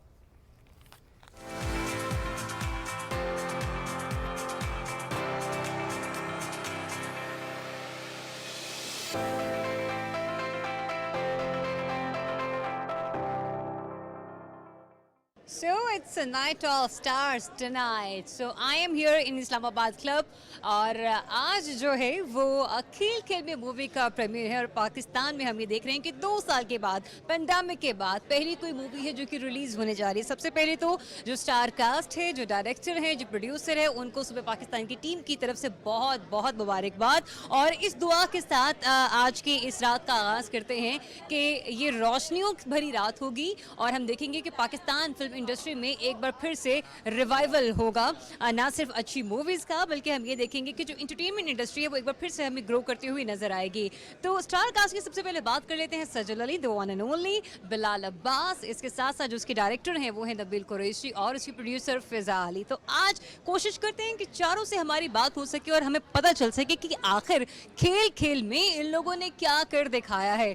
और ये भी देखते हैं कि पाकिस्तान में पहली बार ऐसा होने जा रहा है कि इस तरह के स्टोरी बोर्ड पर काम किया जा रहा है। बहुत सारे लोग ये ख्वाहिश करते थे कि पाकिस्तान बड़े सगीर के हवाले से, 1947 के हवाले से, ढाका फॉल के हवाले से इंडिया जो हक़ाइक़ को मस करके तोड़ मरोड़ कर पेश करता है, लोगों तक बेसिक कॉन्सेप्ट और क्लियर कॉन्सेप्ट का जाना बहुत ज़्यादा ज़रूरी है। तो खेल ही खेल में नबील कुरैशी और फिजा अली ने किस तरह से अपनी डायरेक्टर प्रोडक्शन की है, साथ ही साथ बिलाल अब्बास और सजल अली किस तरह से परफॉर्म करते हुए दिखाई देंगे, आइए उनसे बात करते हैं।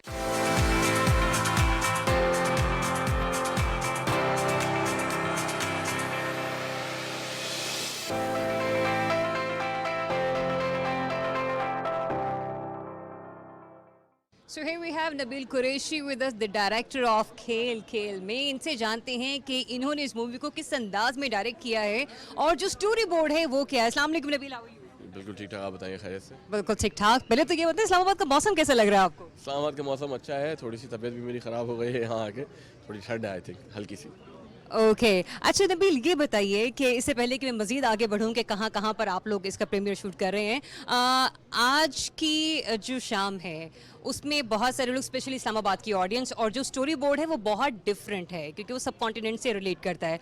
किस आइडिया को माइंड में रख के आपने इस मूवी को डायरेक्ट किया?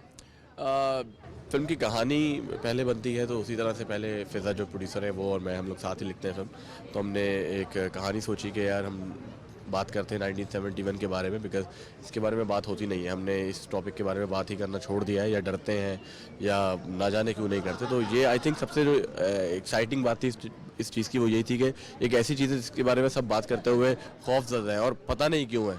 तो हमने इसको बड़ा एक नए अंदाज में कहने की कोशिश की है और ये फिल्म जो है वो आज के दौर में बेस्ड है। ऐसा नहीं है कि 1971 के अंदर बेस हुई हुई है, आज के दौर में बेस्ड है, बट हम इसके अंदर बात कर रहे हैं जो हो चुका है उसके बारे में, और हम इसमें पीस एंड हार्मनी की बात कर रहे हैं, एंड यू नो टुगेदरनेस की बात कर रहे हैं, एंड फॉरगिवनेस की बात कर रहे हैं। अच्छा नबील, हम यूँ देखें तो हम जिसमें बॉलीवुड के साथ अगर लॉलीवुड को कंपेयर करें तो वहाँ पर कहानियों को बड़ा तोड़ मरोड़ कर पेश किया जाता है और यही एक ऑब्जेक्शन सामने आती है कि पाकिस्तान में इस तरह की मूवीज़ क्यों नहीं बनती हैं। अगर मैं ये कहूँ तो गलत ना होगा कि पाकिस्तान में पहली बार इस तरह का स्टोरी बोर्ड पेश किया जा रहा है। क्या समझते हैं जो मैसेज आप कन्वे करने जा रहे हैं वो कन्वे हो पाएगा? बिल्कुल हो पाएगा। एक चीज़ मैं सिर्फ यहाँ पे ऐड करना चाहूँगा कि आई डोंट नो कि पाकिस्तानी फिल्म इंडस्ट्री का नाम लॉलीवुड किसने रखा है, ये बिल्कुल भी लॉलीवुड नहीं है, this is Pakistan film industry, ठीक है ना। तो वो मुझे लगता है कि हाँ ठीक है, तो ये एक आई थिंक ज़रूरी है। दूसरी चीज़ ये है कि मुझे लगता है लोग बिल्कुल देखने आएंगे। एक तो रीज़न ये है कि फ़िल्म बहुत अलग है, बहुत मुख्तलिफ है, और जिस तरह का फीडबैक ट्रेलर और टीज़र के बाद आया है उसको देख के लगता है कि people are excited to watch this film because of its unique concept. Also 2 साल से जो है वो कोविड की वजह से सिनेमास बंद थे, सो ये पहली फिल्म है पाकिस्तानी जो 2 साल के बाद रिलीज़ हो रही है। तो और हमारा मुल्क वैसे ही एंटरटेनमेंट थर्स्टी या एंटरटेनमेंट डिप्राइव्ड मुल्क है, यहाँ पे बहुत ही कम पाकिस्तानी फिल्म आती हैं जो अच्छी होती हैं। सो आई थिंक लोग आएंगे देखने और इंशाल्लाह फिल्म को बॉक्स ऑफिस भी अच्छा मिलेगा। थैंक इंशाल्लाह, बेस्ट विशेस विद यू। लेकिन बस एक सवाल जाने चाहते हैं ये कि क्या सोचकर आपने सज्जल और बिलाल को कास्ट किया? सोच के नहीं किया, उनका काम देख के किया बिकॉज दोनों माशाल्लाह बहुत ही टैलेंटेड और बहुत ही मंझे हुए अदाकार हैं and they are the stars, बहुत फॉलोइंग है उनकी। सो आई थिंक उनमें अंदर कोई भी ऐसी चीज़ नहीं थी कि क्यों ना उनको लिया जाए। चले, thank you so much Nabeel for being with us and let's see who is next. Director और प्रोड्यूसर के साथ तो हमने डिस्कस कर लिया कि क्या स्टोरी बोर्ड थी, क्या थीम लाइन थी, कहां कहां पर जाके ये शूट किया गया है। लेकिन स्टार का सुपरस्टार हमारे साथ हमारे पास मौजूद हैं, Sajal Ali, the one and only, and Bilal Abbas. अस्सलाम वालेकुम सजल, हाउ आर यू? बिल्कुल ठीक, वालेकुम अस्सलाम, कैसी हैं? बिल्कुल ठीक ठाक, how are you? All good, all good. अच्छा, ये थोड़ा मेरे लिए मुश्किल हो जाएगा, कभी माइक यहाँ पर लेके जाना तो कभी माइक वहाँ पर लेके जाना। लेट्स स्टार्ट विद यू सजल। सजल, बड़ा एक इंटरेस्टिंग टॉपिक है जो कि सिलेक्ट किया गया पाकिस्तानी इंडस्ट्री में। आज से पहले इस तरह का स्टोरी बोर्ड हमने नहीं देखा। जब आप इस मूवी के लिए कास्ट हुई उस वक्त आपके माइंड में क्या था? उस वक्त तो दिमाग में ये था कि नबील की फ़िल्म है, उसने कॉल की है तो I am gonna do this. वो कोई सेकंड थॉट आया नहीं कि अच्छा पसंद आएगा नहीं आएगा, क्योंकि हमेशा उन लोगों ने बहुत अच्छी फिल्म्स बनाई हैं। सो और फिर जब ऑफ कोर्स कहानी का पता चला तो अगेन वो एक बिल्कुल ही अलग चीज़ को के टॉपिक पे ऊपर हम फिल्म बनाने वाले थे। तो फिर उस पर अगेन सोचा कि यार इट्स मना करने की ज़रूरत है ही नहीं। कोई भी ऐसी चीज़ जिस पे आप उसका पार्ट बने हुए, you talking about peace, love and friendship, why not? Peace, friendship, और जब भी पाकिस्तान देता है तो अमन का पैगाम सरहद के पार देता है। आपको लगता है बिलाल हम लोग वो मैसेज कन्वे करने में कामयाब होंगे इस मूवी के थ्रू? डेफिनेटली, मैंने कल मूवी देखी है और मैं बहुत पुरज़म हूँ कि हम डेफिनेटली कामयाब होंगे। और बहुत खूबसूरती से मैसेज कन्वे किया है और मैसेज कोई इतना कॉम्प्लिकेटेड नहीं है। पीस का मैसेज है। आई थिंक पीस का मैसेज इसमें क्या बैकफायर होगा, क्या बुरा हो जाएगा। दोस्ती का हाथ कोई भी बढ़ा ले, और अपनी गलतियां, जो सजल की लाइन भी है कि गलतियां जिससे भी हुई मांग लेते हैं माफ़ियाँ दोनों। सो अच्छा, एक ये जो डायलॉग है जो बिलाल अभी बता रहे थे, ये गलतियां किसकी भी हैं, ज़रा मैं चाहूँगी आप यूर के लिए ज़रा यहाँ पर कह दें। ओह गॉड, मुझे लगता है मुझसे ज़्यादा बिलाल को वो जुमला याद था, बट आई थिंक वो जुमला कुछ ऐसा है कि एक गलती हुई किसी से भी मांग लेते हैं माफ़ियाँ दोनों। अच्छा बिलाल, ये भी बताइए सजल, सजल मैं आपसे ये जानना चाहूँगी कि आप माशाल्लाह बॉलीवुड इंडस्ट्री में भी काम करके आई हैं, आपने लोगों का देखा है कि पाकिस्तानी पॉइंट ऑफ व्यू से वो क्या सोचते हैं या वहाँ की जो गवर्नमेंट है उनका स्टेज ऑफ माइंड क्या है। यहाँ पे बांग्लादेश और पाकिस्तान की story and the impact of India, उसको किस तरह से आप कह रही हैं कि मतलब हमने हाईलाइट किया उस स्टोरी को? किस इजी तरीके से हाईलाइट किया है, कोई कॉम्प्लिकेशन नहीं है। सिर्फ ये जो एक्चुअल 50 साल पहले था, हम लोग एक थे, जो डिफरेंसेस हुए ईस्ट बंगाल की वजह से, ढाका फॉल की वजह से, सो उन डिफरेंसेस को रिकंसाइल करने की कोशिश की है और एक एफर्ट है, बहुत खूबसूरत करने की कोशिश की है कि हम दोबारा एक हो सकते हैं जिस तरह पहले थे एक साथ। So it's just a simple effort जो कि करने की कोशिश की गई। अब अपनी केमिस्ट्री के बारे में बताएं, तो सेट पर केमिस्ट्री कैसी रहती थी? 10 on 10। यस। और सेट पे लेट कौन पहुंचा था? मैं कहने वाली थी कोई भी नहीं। जाओ।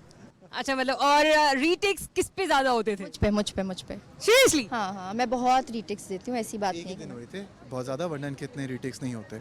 और वो कौन सा एक्ट था जब रीटेक्स ज्यादा हुए?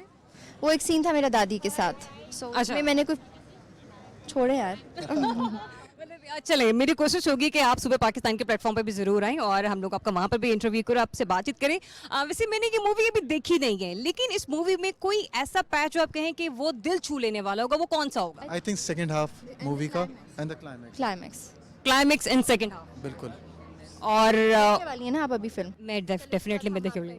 Okay, thank you so much for being with us Sajal, thank you so much for being with us Bilal, and definitely आप लोगों को मैं यही कहूँगी, हम तो आज प्रीमियर पर मौजूद हैं, लेकिन जब ये फिल्म आपके शहर में डिस्प्ले की जाएगी, आपके शहर में दिखाई जाएगी। अपना प्यार और अपनी मोहब्बत और बिलाल और सज्जल को ज़रूर दीजिएगा, क्योंकि 2 साल बाद हम देखने के पाकिस्तान में एक बार फिर से जो पाकिस्तानी सिनेमाज है उनका रिवाइवल होने जा रहा है। तो मेरे ख्याल से ये बहुत बेहतरीन मौका है। वैसे भी मौसम बदल चुका है, तो इसे अपने हाथ से जाने नहीं दीजिएगा। एंड डेफिनेटली स्टे ट्यून सुबह पाकिस्तान।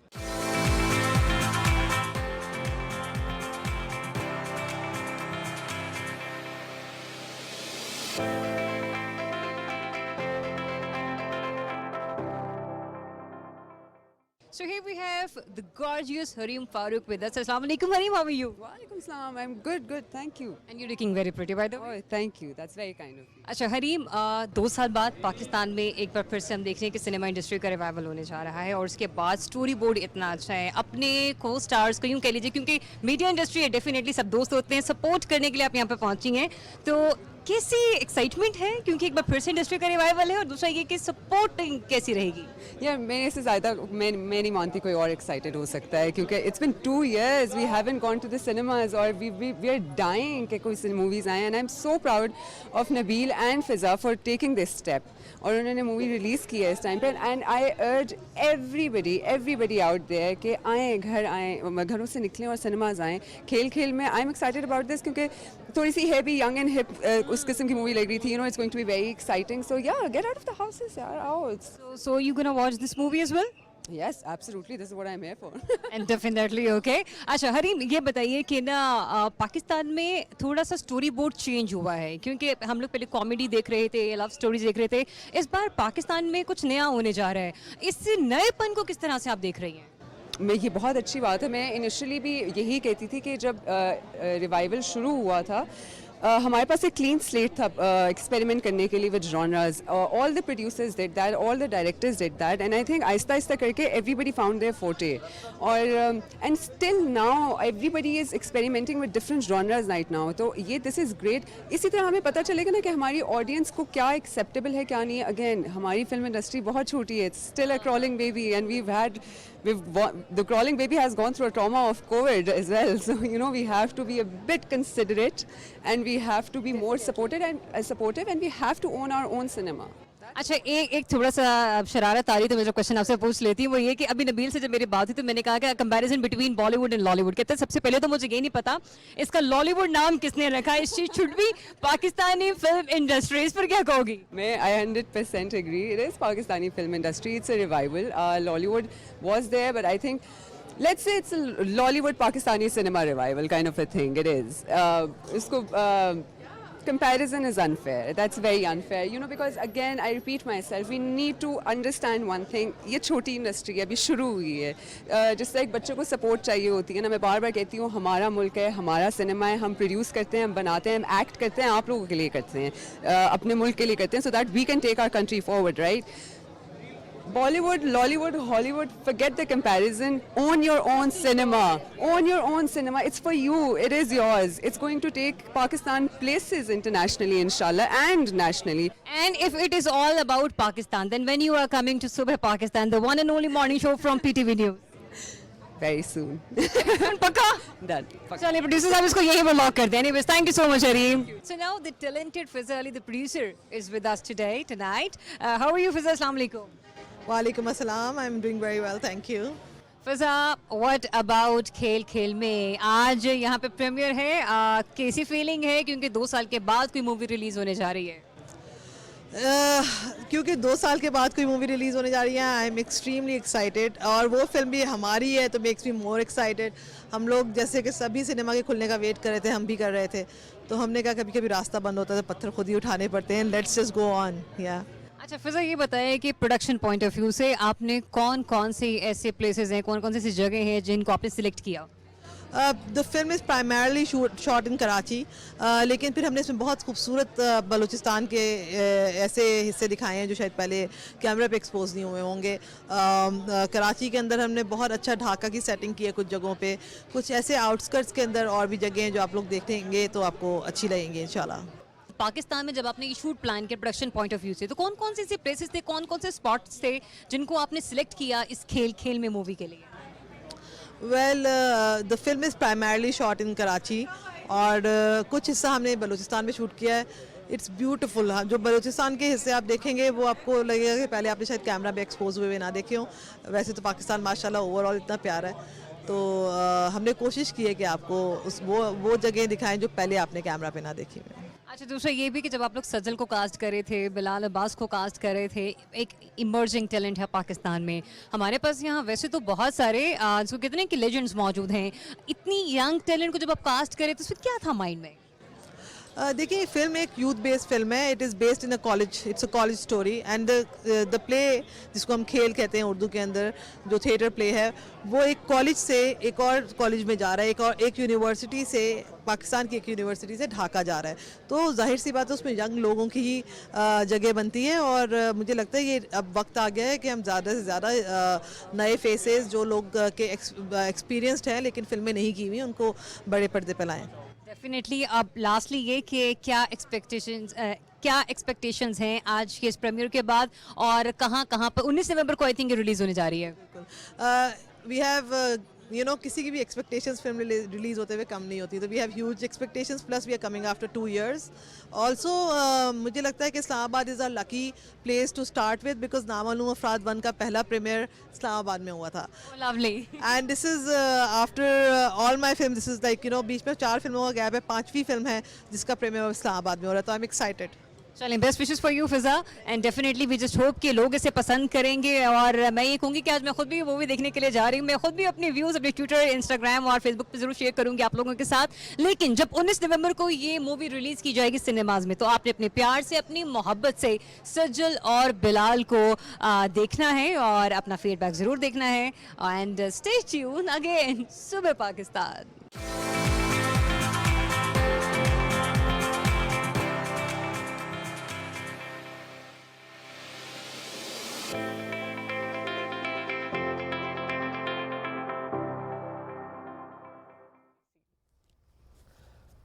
वेलकम बैक जनाब। खेल खेल में अब मूवी कैसी थी, ये जरा एक जुमला पूछ लेते हैं इनसे। मूवी बहुत अच्छी थी, और जैसे कि ढाका फॉल पर बात हुई तो मेरे ख्याल से कहते हैं कि बासुकात हम कुछ कहानियां पढ़ते हैं अपनी किताबों में, लेकिन कहते हैं ना कि वो एंटरटेनमेंट के पॉइंट ऑफ व्यू से, सकाफत से आप एक अच्छा मैसेज देते हैं।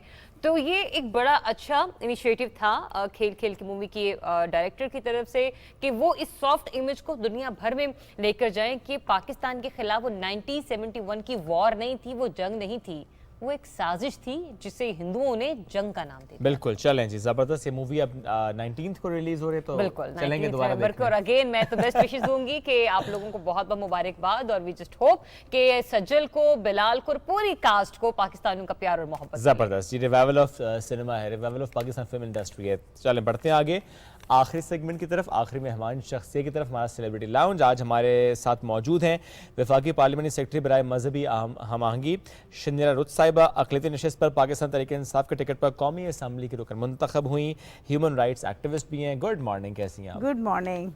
जबरदस्त, अच्छी सुबह। जी जी, थैंक यू सो मच। सुबह जल्दी उठती हैं? डिपेंड करता है, अगर जल्दी सो जाऊं तो जल्दी उठ जाती हूँ। अच्छा। अगर कई दफ़ा तो आपको पता है हमारी एक्टिविटीज़ ऐसी होती हैं कि लेट सोते हैं, तो फिर सुबह लेट उठते हैं। तो वीकेंड कैसा रहा आपका? सॉरी, वीकेंड बहुत अच्छा था। This weekend was very very relaxed. मैं इस्लामाबाद में ही थी क्योंकि इस्लामाबाद में सेशंस हो रहे थे, और फिर मैं I belong to Lahore as you know, लेकिन मैं लाहौर चली जाती हूँ एवरी वीकेंड। तो इस weekend I did not go to Lahore, और आई वाज इन इस्लामाबाद में 2-3 प्रोग्राम्स थे जो मैंने अटेंड किए, और इट वाज वेरी नाइस। एक इंटरफेथ का प्रोग्राम था क्रिश्चियन स्टडी सेंटर में इस्लामाबाद पिंडी में, so that was very nice which I attended. And Sunday was rather relax, सुबह चर्च गए, और then you know I stayed at home after a very very long time. I spent a couple of hours with the family. अच्छा, इससे पहले कि हम मजीद आपकी शख्सियत पर बात करें, अभी आपने प्रीमियर देखा मूवी का खेल खेल में, प्लानिंग है जाएंगी मूवी देखने के लिए? हाँ ज़रूर, मुझे बहुत अच्छी लगी, और ख़ास तौर पर ढाका फॉल के हवाले से, जिसको ये कहा गया था कि ये एक जंग थी, ये जंग नहीं थी, ये वाकई दुरुस्त बात है कि ये एक साजिश थी जिसका जंग का नाम दिया गया। तो I am looking forward. Great, चलें ज़बरदस्त। अब ज़रा बताएं कि चूँकि यू बिलोंग टू लाहौर और लाहौर के खाबे बड़े मशहूर हैं, वहाँ का नाश्ता ही इतना हैवी होता है, तो आपको नाश्ते में क्या पसंद है? देखिए अब तो खैर नाश्ते में मैं तो बहुत सिंपल नाश्ता ले करती हूँ आजकल। आई जस्ट या तो मैं पॉरेज या पीस ऑफ टोस्ट और बॉइल्ड एग्स। लेकिन एक ज़माना था जब हम जाया करते थे और पाए, आपको पता लाहौर के बड़े मशहूर हैं, और हलवा पूड़ी और निहारी, कुलचे ये लाहौरियों का नाश्ता जो है ना, ये बड़ा अभी भी कभी कभी हम हो जाती है। अच्छा, आपने लाहौरी भटूरे खाए? हाँ जी, जरूर, बिल्कुल खाए हैं। मैं तो हैरान होती हूँ लाहौर के अलावा। आपने कभी ट्राई की? बहुत ही लजीज डिश है, और मैं हैरान हूँ कि वो ना इस्लामाबाद में मिलती है ना कराची में मिलती है, मतलब किसी और सिटी में नहीं, वो लाहौर की ही सौगात है। What is it actually? अच्छा, ये होती है एक पूरी की तरह ही होती है, और इसके अंदर दाल भरी जाती है, हल्की सी, ज्यादा नहीं, थोड़ी सी बड़ी होती, पूरी से जरा थोड़ी सी, हाँ जी, बड़ी होती है। और ना वो भी मतलब इनके बड़ी सी कढ़ाई में उसको फ्राई किया जाता है, तला जाता है, साथ बड़े मजे के चने होते हैं, और ना अचार, सलाद और रायता दिया जाता है। कहीं से लगता नहीं है वैसे दरियाब के आपके शौक रहे होंगे ये। नहीं, ये आप भी लाहौर से हैं? मैं भी लाहौर से हूँ। No wonder. तो ये आपने लास्ट टाइम कब खाए थे भटूरे? भटूरे बहुत अरसा ही हो गया है। अब तो मैं लाहौर जाती हूँ तो मैं अपनी सियासी एक्टिविटीज में इतनी मसरूफ होती हूँ, दो दिन के लिए अगर जाती हूँ तो I hardly get time to go to the, ये तो अंदरून लाहौर में ये चीजें ज्यादा आपको पता अनारकली की तरफ, पुराना लाहौर जो है वहाँ पर फूड स्ट्रीट और वो सारे जो है वहाँ पर ये चीजें बड़ी मजे। मेरा ख्याल है एक शो करना पड़ेगा। मैं यही सोच रही थी अक्सर। अच्छा मैडम, अक्सर ना मुझे शिकायत आती लाहौर वालों की तरफ से कि आप लाहौर से हैं और ना ज़रियाब लाहौर में इतनी चीजें आप लोगों को बताती क्यों नहीं है। तो आज भटूरों का जिक्र हो गया, तो इंशाल्लाह जब भी मैं लाहौर प्लान करूंगी ना, तो चाहे मैं अपने मोबाइल पर ही क्यों ना रिकॉर्ड कर लाऊं एक सेगमेंट आप लोग, मैं दिखाऊंगी कि भटूरे कैसे होते हैं। चाहती नहीं कि बाकी टीम जाए? नहीं क्यों, आप चले, आप चले, मतलब हम फोन पे ही देखें, ये क्या बात है? आप खा के भी देखे ना, खा के देखेंगे वहाँ जाके, ये क्या बात है? चले ठीक है, बिल्कुल वरना आपने कहा डाउनलोड कर लो, खा ऐसे तो नहीं चलेगा। थोड़ा बताएं अपने बारे में कि यूं तो सियासी शख्सियत, लगता ये है कि मसरूफियत इतनी कि घर में फैमिली के साथ टाइम भी कम मिलते, जैसे कि आपको कल मिला। किचन जाने का भी इत्तेफाक अब होता है या बिल्कुल नहीं होता? नहीं, कभी कभी होता जाता है। हाँ, अभी ये वीकेंड पे मैंने फिश बनाई। अच्छा। बच्चे मुझे कहने लगे कि आप हमें फ़िश करी बना के दें, फिर मैंने सैटरडे को फ़िश करी बनाई। कभी कभी जाती हूँ किचन में। देखिए ये तो एक ऐसी चीज़ है कि औरत चाहे प्राइम मिनिस्टर भी बन जाए पाकिस्तान की, उसने बच्चों के साथ किचन में, क्योंकि बच्चों को सिद्दक ही तब होता है जब माँ खुद पका के देती है। तो मेरे बच्चे कभी कभी मुझे कहते हैं पराठे बना दे मामा, तो फिर मैं पराठे भी बना देती हूँ। हाँ, सो आई स्टिल कुक। थोड़ा फैमिली से मुतालिक बताएं, कितने बच्चे हैं, क्या क्या कर रहे हैं, कौन शरारती है? मेरे 2 बच्चे हैं, माशाल्लाह। एक बेटा है माशाल्लाह और एक बेटी है। बेटी जो है ये कोक में है, she is in the human resource में है, इस्लामाबाद और पेशावर को देख रही है। एंड माय सन इज़ इसने सीए किया हुआ है and he is in USA. उसकी वाइफ वहाँ पे पढ़ रही है, she is doing medicine, residency कर रही है। तो दोनों बच्चे दोनों बच्चे सेटल हैं। एक के पास, बेटे के पास बेटा है, बेटी के पास बेटी है। And probably my family is very small and you know, नानी भी है और दादी भी है और दादी भी हूँ। और बच्चों की तरफ से क्या आता है कि मतलब नानी ज्यादा प्यार करती है, दादी ज्यादा प्यार करती है? देखिए पंजाब में लोग कहते हैं कि जो होती है ना दादी नानी, वो अपने नवासियों को ज्यादा प्यार करती है, लेकिन नवासी जो होते हैं ना, वो दादा दादी को ज्यादा प्यार करते हैं। ये बात सही है। You know, so I get very little time with my grandson क्योंकि he is not here। लेकिन मेरा ज्यादा टाइम जब अपनी नवासी के साथ गुजरता है। तो नवासी कोई फरमाइश करती है? बहुत उसकी फरमाइशें होती हैं। अच्छा। बहुत फरमाइशें होती है, लेकिन छोटी छोटी। छोटे बच्चे छोटे छोटे। She is 8 years। हाँ, she is 8 years। तो उसी के साथ फिर टाइमिंग उसके साथ ही मेरा टाइम होता है, शाम का time. Very very seldom I spend time with them, क्योंकि आपको पता है इस्लामाबाद में भी हम होते हैं तो हमें टाइम बहुत कम मिलता है। कभी कोई मीटिंग आ रही है, कोई फंक्शन आ रहा है, क्योंकि मैं पार्लियामानी सेक्रेटरी भी हूँ, MNA भी हूँ, फिर मैं सदर हूँ पाकिस्तान की जो हमारी PTI का माइनॉरिटी विंग है पाकिस्तान का, उसकी मैं सदर भी हूँ।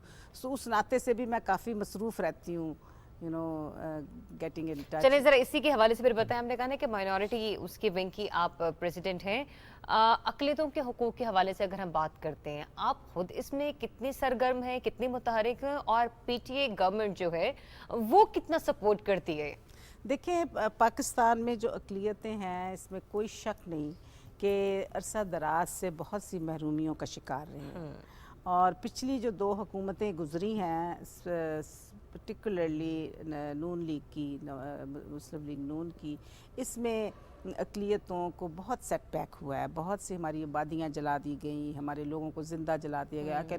I can coat dozens of instances. और मैं क्योंकि एक ह्यूमन राइट एक्टिविस्ट भी हूँ, और मैं सियासत में आने से पहले मैं एक सोशल वर्कर और ह्यूमन राइट एक्टिविस्ट के तौर पर मेरी सरगर्मियाँ बहुत रही हैं, और मैं ऐसी ख़वातीन के साथ, ऐसे लोगों के साथ काम करती रही हूँ जिनके साथ जुल्म और ज़्यादती और तशद्दुद, और ख़ास तौर पर ख़वातीन के साथ जो कुछ होता था, उनके साथ मेरा बहुत गहरा एक रिश्ता रहा, एक इंटरेक्शन रहा।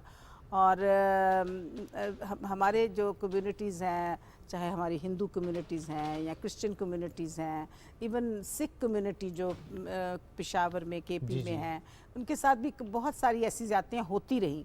लेकिन जब से हमारी ये PTI की हुकूमत जब से ये आई है, 3 साल में कोई ऐसा बड़ा इंसिडेंट नहीं हुआ अल्हम्दुलिल्लाह, जिससे, और जो हमारी हुकूमत ने जिस तरह से हमें सपोर्ट किया है। सबसे पहले आपको पता है आसिया बीबी का जो मामला था, तकरीबन 9-10 साल से वो कैद में थी, और फिर उसका जो फैसला आया तो हुकूमत ने फुली उसको सपोर्ट किया, और बिल्कुल फ्रंट लाइन में आकर उन्होंने सपोर्ट किया। इसी तरह से यूहनाबाद के जो हमारे कैदी थे, अरसा दराज से वो जेल में थे, उनका ट्रायल ही नहीं हो रहा था, और लेकिन वो भी हमारी हुकूमत में ही आके उनको भी उनका ट्रायल हुआ, और खुदा का शुक्र है कि वो भी अब जेलों से बाहर हैं, अपने अपने कारोबार कर रहे हैं। बहुत तबाही हुई, तब भी बहुत तबाही हुई यूहनाबाद में। आपको पता है जब ये लिंचिंग के जो केसेस हुए थे, उसमें हमारे बहुत सारे लोग जो थे वो अंदर चले गए। कुछ बहुत से तो लोग जो ऐसे चले गए जिनका कसूर भी नहीं था, और जिनका कसूर था वो भाग गए। तो इस तरह के मामला में हमारी हुकूमत ने, हमारे अदारों ने, हमारी पुलिस ने, अदलिया ने, सब ने बड़ा अहम किरदार अदा किया। फिर आपको पता है जोसेफ कॉलोनी में 300-350 घर थे जो जला दिए गए थे, ये मुस्लिम लीग नून की हुकूमत में, अर्ली 2013 में।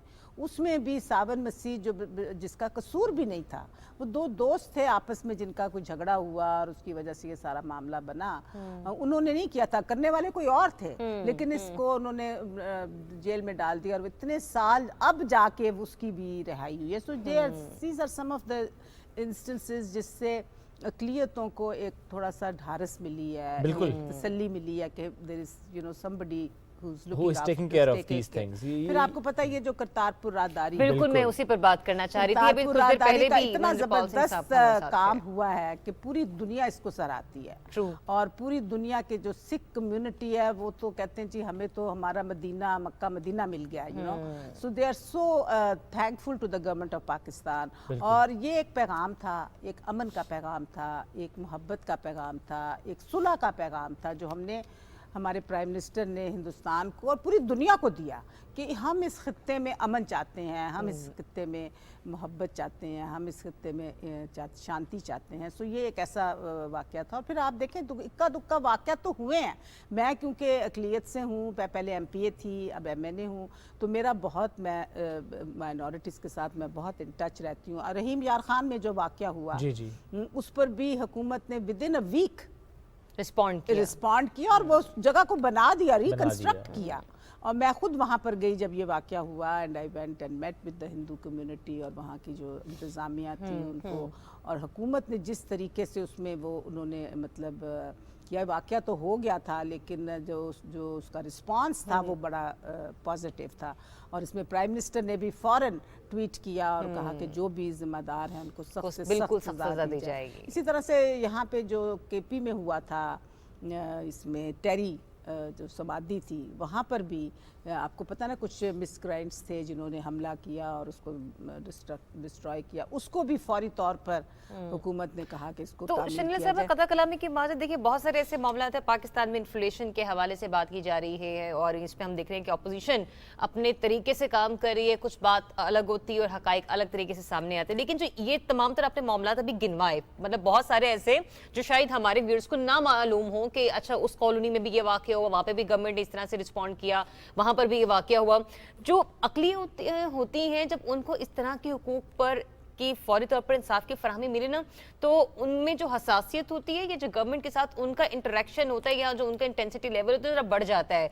पीटीआई गवर्नमेंट के साथ क्रिश्चियन कम्युनिटी के ताल्लुकात को आप किस तरह से देख रही हैं? देखिए, एट लार्ज क्रिश्चियन कम्युनिटी जो है वो गवर्नमेंट को ये जो वाक़यात मैंने आपको दिखाए हैं, बताए हैं, इसके मामले में तो हमारी अक़लियतें बड़ी राज़ी हैं, बड़ी खुश हैं। लेकिन फिर भी आपको पता है एवरीथिंग इज़ नॉट ओके, सब कुछ तो ठीक नहीं होता ना। हम कोशिश इंसान करता है। जो मैं ये कहना चाहती हूँ, जो हमारी कम्युनिटी ये समझती है कि हमारी गवर्नमेंट की नीयत अच्छी है, हमारी गवर्नमेंट का जो विजन है माइनॉरिटीज़ के हवाले से वो बड़ा क्लियर है। खान साहब ने हमेशा ये कहा कि मैं कायदे आज़म का पाकिस्तान चाहता हूँ और कायदे आज़म के पाकिस्तान में कायदे आज़म ने तो बड़े साफ और शफाफ अल्फाज में कहा था कि आप आज़ाद हैं, आप अपने मंदिरों में, अपनी मस्जिदों में, अपनी इबादत गाहों में जाने के लिए आज़ाद हैं और इसका आपके मज़हब का सियासत से कोई ताल्लुक़ नहीं होगा। तो कायदे आज़म का विज़न बहुत क्लियर है। और कायदे आज़म के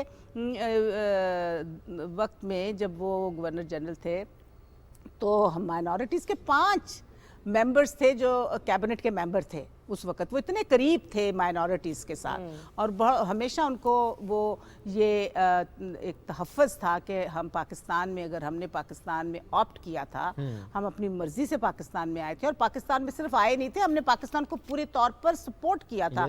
और पाकिस्तान तो बन ही नहीं सकता था। और ख़ास तौर पर पंजाब का जो ग्रेटर पंजाब है, लाहौर है, ये पाकिस्तान का हिस्सा हो ही नहीं सकता था अगर अक़लियतें पाकिस्तान का साथ ना देती। और उस वक्त जो हमारे पंजाब के स्पीकर थे दीवान बहादुर सिंह, उन्होंने अपना डिसाइडिंग वोट भी जब इक्वल हो गए थे, 88 हो गए थे और डिसाइडिंग वोट भी उन्होंने पाकिस्तान के हक़ में डाला था, तो पाकिस्तान मार्ज़ वजूद में आया था। तो अक़लियतों का पाकिस्तान के अक़लियतें जो है वो पाकिस्तान के साथ, मेरा ख्याल है, मैं हक बजानब होंगी ये कहने में कि वो मुसलमानों से ज़्यादा प्यार करते हैं पाकिस्तान से, क्योंकि हम समझते हैं कि हमने ये मुल्क बनाया है, ये हमारा मुल्क है, हम कोई बाहर से तो नहीं आए।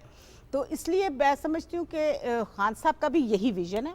एंड बेशक उनके बहुत से चैलेंजेस हैं, बहुत से आपको पता है जब हमारी हुकूमत आई, आपने महंगाई का जिक्र किया, जब हमारी हुकूमत आई तो उस वक़्त पाकिस्तान में जो हमारा ख़जाना था वो तो खाली था, हमारे पास 2 हफ्ते के रिजर्व थे सिर्फ। और जिस तरीके से खान साहब ने अपनी हिकमत अमली से अपने दोस्त ममालिक के साथ मिलकर, अपने कैबिनेट मेंबर्स के साथ मिलकर इसको संभाला, मैं समझती हूँ काबिल सिताइश है। उसके बाद कोविड आ गया।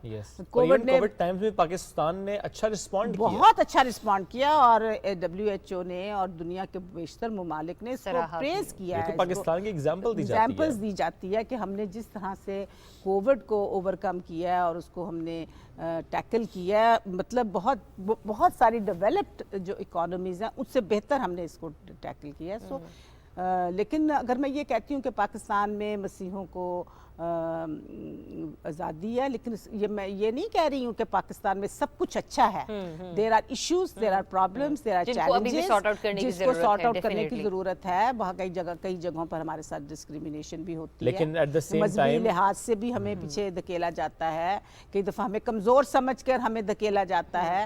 और ये सब जगह रियासत की पॉलिसी नहीं है, ये रियासत की पॉलिसी, ये ना ही किसी पाकिस्तानी की सोच है, ये एट लार्जर पिक्चर ये मैं तो हमेशा ये कहती हूँ कि ये एटीट्यूड्स हैं। हाँ। ये एटीट्यूड्स हैं जो हमें लोगों के तब्दील करने और की ये जरूरत उसकी है। तरफ कोशिश की जा रही है। Can play a very and positive we role all in are this. Doing that role. Actually मैं ज़रूर एक जुमला कहूँगा कि ministry of religious affairs and interfaith harmony बहुत अच्छा इसमें रोल प्ले करे कि मैं खुद देखता हूँ कि अक्सर ऐसे इवेंट्स होते हैं कि तमाम जो कम्युनिटीज़ हैं उनको एक पेज पर लेकर आना, उनकी रिजर्वेशन। आज आपके यहाँ आने का वजह मकसद ये है कि हम आपसे जान सकें। आपने कहा ना अच्छा तो चल रहा है लेकिन सब कुछ अच्छा नहीं भी है, और सब कुछ अच्छा हो उसकी तरफ हमने कदम बढ़ाने हैं। That is reason we are doing this is a struggle, a continuous struggle. इसके ऊपर हमने, लेकिन बेहतरी की तरफ हम बढ़ रहे हैं। बेहतरी की गुंजाइश हमेशा रहती है। बिल्कुल, जो हमने आपके व्यूअर्स को बताना है, जो हमने लोगों को मैसेज देना है वो ये है कि नीयत अच्छी है और स्ट्रगल जारी है और बेहतरी की तरफ हम बढ़ रहे हैं। बिल्कुल एक छोटी सी बात है कि दैट इज वेरी इंपॉर्टेंट। हाँ, अगर आप चाहते हैं कि आपका एहतराम किया जाए, आपके मजहब का एहतराम किया जाए, तो आप दूसरे के मजहब का भी एहतराम करें। थैंक यू वेरी मच नीला साहब, बहुत अच्छा लगा आपसे गुफ्तगू करके, आपके बारे में जान के।